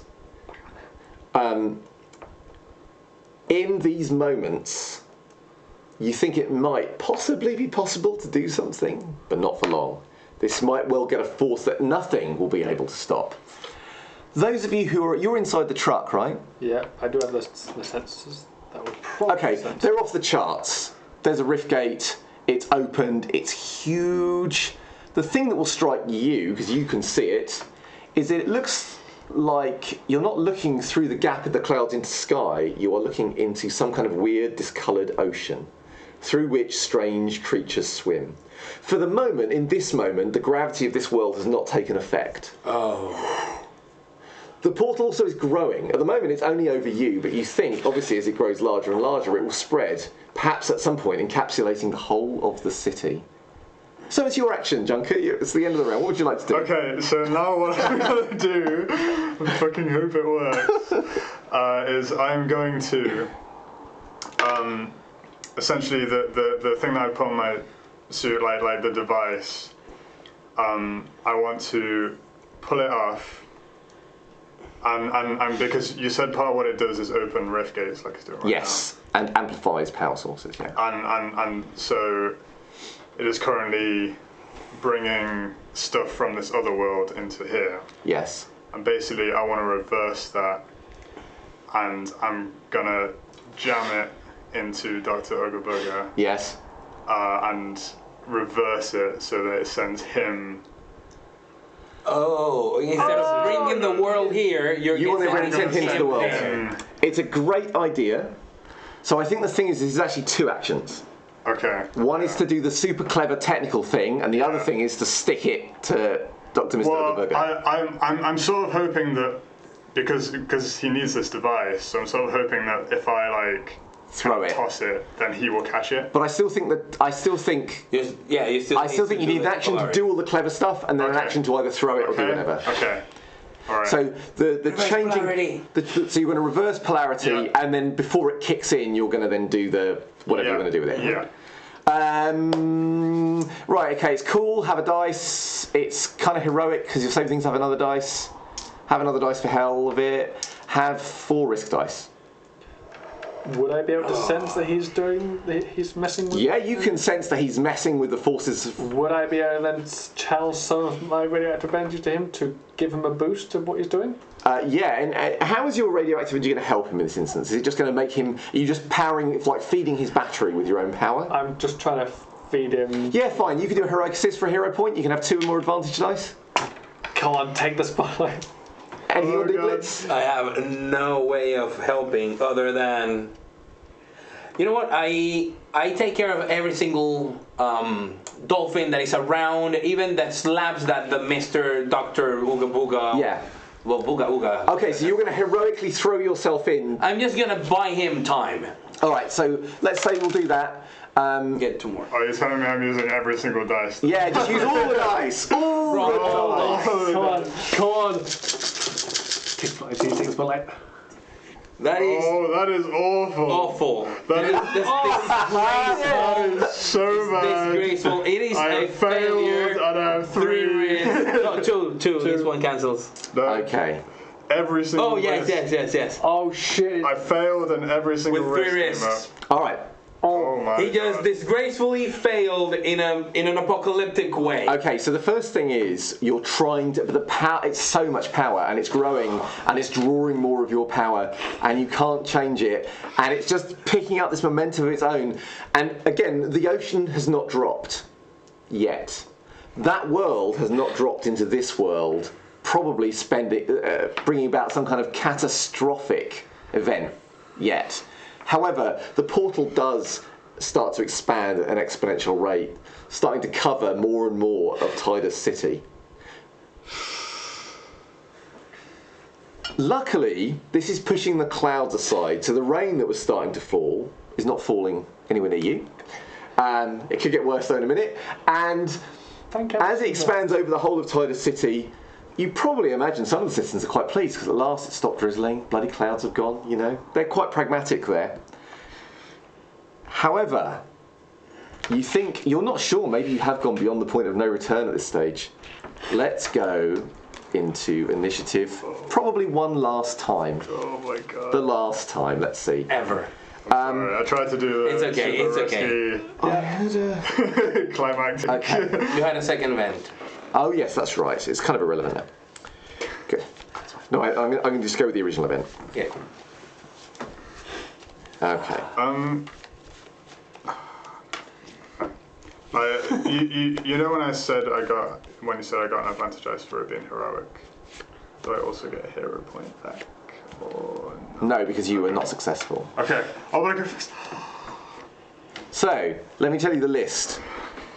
Junker, Dr. Mr. Ugga Bugga, Blitz, Aurum, Dolphin, Z. I think there are 2 left. Yeah. Yes. Dr. Mr. Ugga Bugga, Dr. Mr. Ugga Bugga, the end of the world.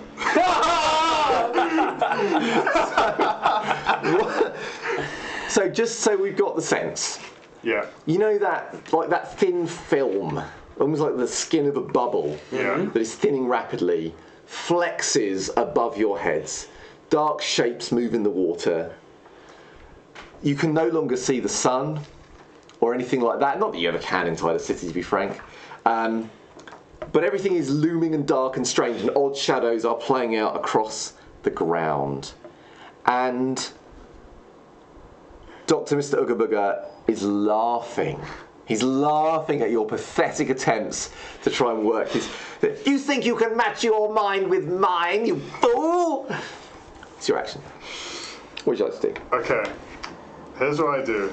Because Chum is still malfunctioning to fuck. He's still malfunctioning to fuck and playing music, I believe, that you can still hear Yeah. going from the cab. So, I wish their life much longer. Yeah, So- it does sound ironic in this sort of setting. What do you want to do? So, because he's got this kind of virus thing, and he's malfunctioning, and Yeah. that's all gone horribly wrong. Yeah, So I'm going to pull Chum out of the comms. yeah. I'm going to put it onto the device that is doing all of this. Yes. And then I'm going to toss it at the thing. And just hope that kind of the malfunctioning will, like, fuck the device up. So you're going to plug... let me just see if I've got this straight. You're I'm going to going to plug sacrifice Chum. You're going to sacrifice Chum. You're going to plug him into this device, and then what are you doing with the device? He's just hoping that the virus takes over the device and reverse and it. that's when I'm chucking it at Dr. Mr. Ugga Bugga. Dr. Mr. Or me. Ugga, so that he... Or me, we can team up. or you can- you... See, you just alley-oop. You just do that and throw it in the air. I'll take care of the rest. Yeah. So I'm just So you're throwing it into throwing the it air. away. Yeah. Yeah. All right. So you... Do the chuck part, the chum part. So, He has to put the chum and the virus in the thing. this is some kind of technopathy, I suppose? Or you... yeah. Yeah, or you can... Or like use a computer or... Right, chat, quick yes or no question. In his fugue state, does Chum help out? Or does he say, screw this, I'm not going into that device? Well, the idea is that Chum is malfunctioning. Oh, it's so the he virus. will just malfunction. Oh no, yeah, absolutely, it will malfunction it. No, it's just whether Chum tries to support your action, Okay, alright. or whether he tries to resist for whatever reason. Chat. Chat, Don't let me it's down. up to you. Well, it's going to make the difference of a dice or two. Yeah. Right, so so you're going to try and do this. Yeah. We'll just wait on the chat a moment. So you can take the action and you can throw it because it's fairly simple. Cool. I'll allow it. Just a straight action. Yeah. Cool. Roll a straight action, Well, and then depending on what they say, you can then roll extra advantage or challenge dice. Okay. No. You each roll your dice. Roll your dice. It is a success. Okay. So you Chum successfully goes into... Chum successfully goes in. Any word from chat? Chum, you can save the world. I know Does you Chum can. heroically I know aid you this can. action, or does he resist? Is Chum a better hero than I? Can he do what I failed to do? Probably. Most definitely. They're under a lot of pressure. I know. They feel it. They feel it. Well, they've been putting us under pressure, so back. Oh, my sense is he's very angry about being unplugged. Yes. that haven't been unplugged. So he's either saying fuck it, or he's the real hero, screw him. It's one each way. I tell you what, roll a challenge and a risk dice. And tell me what you get. Mixed feelings. Get the risk. He becomes. I think he becomes. He'll be the better AI. Oh. Okay, so hang on. The consensus seems to be actually he's heroic chum. Is that what the feel? I don't know. There's a bit of a split on. Okay, so you rolled one black, one red, didn't you? Yeah. And you got the red. And the risk came up. Yeah. So he doesn't resist you. Mm-hmm. He does try to be the better chum. However, as you're plugging him in, there's a short out spark and you take 10 resistance damage. As he says, "You are the worst friend." You're down. But you're almost dead. But I am like in a horrible condition right now. Yeah, your armor's bashed up. There's all. I've unplugged like half. Yeah, it's all bad. But you've done it, and you throw the device. It's in the air. In the air. Dr. Mr. Ooga Booga says, What are you doing? And he goes to intercept the device, which he does. So he there's a blur of almost like a teleport or something where he kind of almost half teleports and whoop, he's got it. So he now holds the device. Everything is going crazy. Blitz, what do you want to do? He throws the thing in the air. I go for it. Mr. Ooga Booga Flips up to it, has got it, yeah. And catches it. Yeah, he's caught it. You're going up for it. What do you want to do? I just... Does he just jump up and down, or just... sorry, he doesn't reappear next to you. It's like he just... Okay, he's really just fast. Up and, yeah, really fast. So he's in the air with the device in his hands going... Ha ha ha! I just grab him, tackle him. Yeah. Down, and I want to punch a hole through the load of the lorry. Yeah. Where the power thingy, where he was. Okay. I want to power up whatever he threw out with the battery that's inside. Okay. Using Mr. Ooga Booga as the conduit. Okay. Okay. So, it's a cool idea. I'll give you 3 advantage. Give yourself a risk as well, because, you know...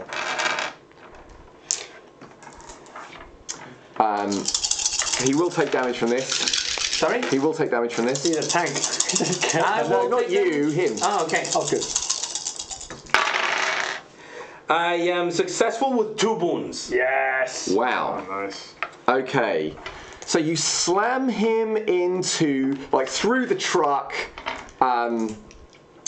taking out the last dolphin that was active. It's like it's knocked aside, knocked out, off the initiative track.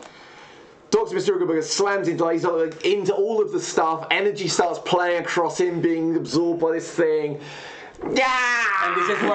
And this is where I scream, "Orm, close it now!" Like I am holding all this electricity or whatever. Yeah. We are powering whatever she does to close portals. That's why I'm taking it I'm taking the fight to where she was. Okay, so here's the situation. Mr. Ooga Booga loses 1 action because he is stunned. He loses another because you've taken him over a resistance level. Okay. So he's been beaten up a bit, so he's no longer as active in the fight as he was before. Okay. So he isn't going to be able to do anything between now and things kicking off. In fact, the only person who can do anything at all is Orm. So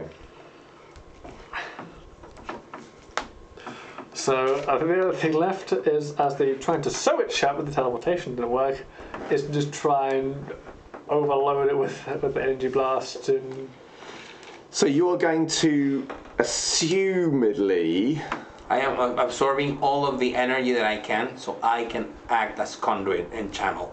So I am literally turning into a demon, and my demon tail wraps around her, and I'm just powering her up. Definitely. So basically, you are taking this energy from this device and all these batteries, giving it to Aurum. Do you have any hero points left? I don't have any hero points, but maybe Chum does.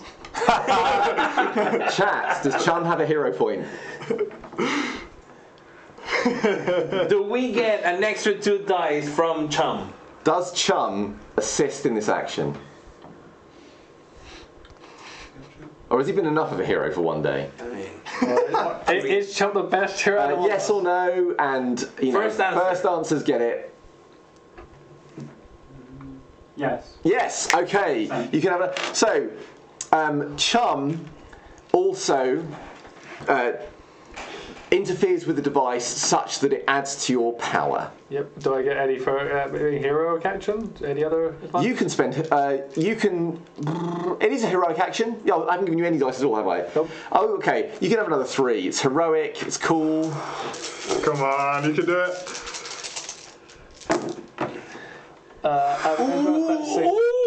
And I take the spotlight. Take the spotlight. Oh! Take the spotlight. I take the spotlight out of it, the success.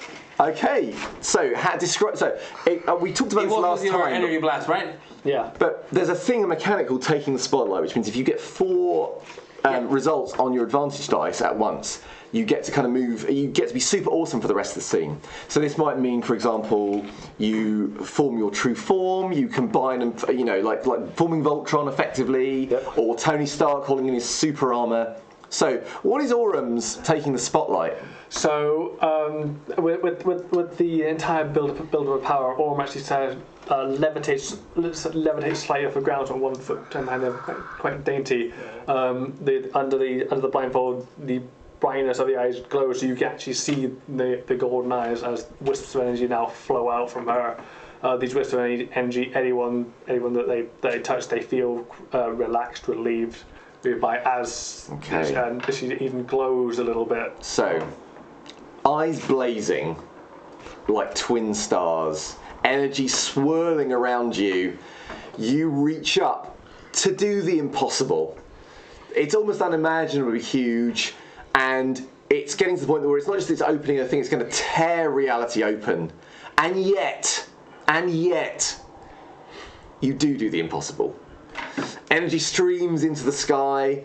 There's lots of dramatic muscle flexing. But gradually, that speed at which it's expanding slows and stops and then begins to rush back the other way.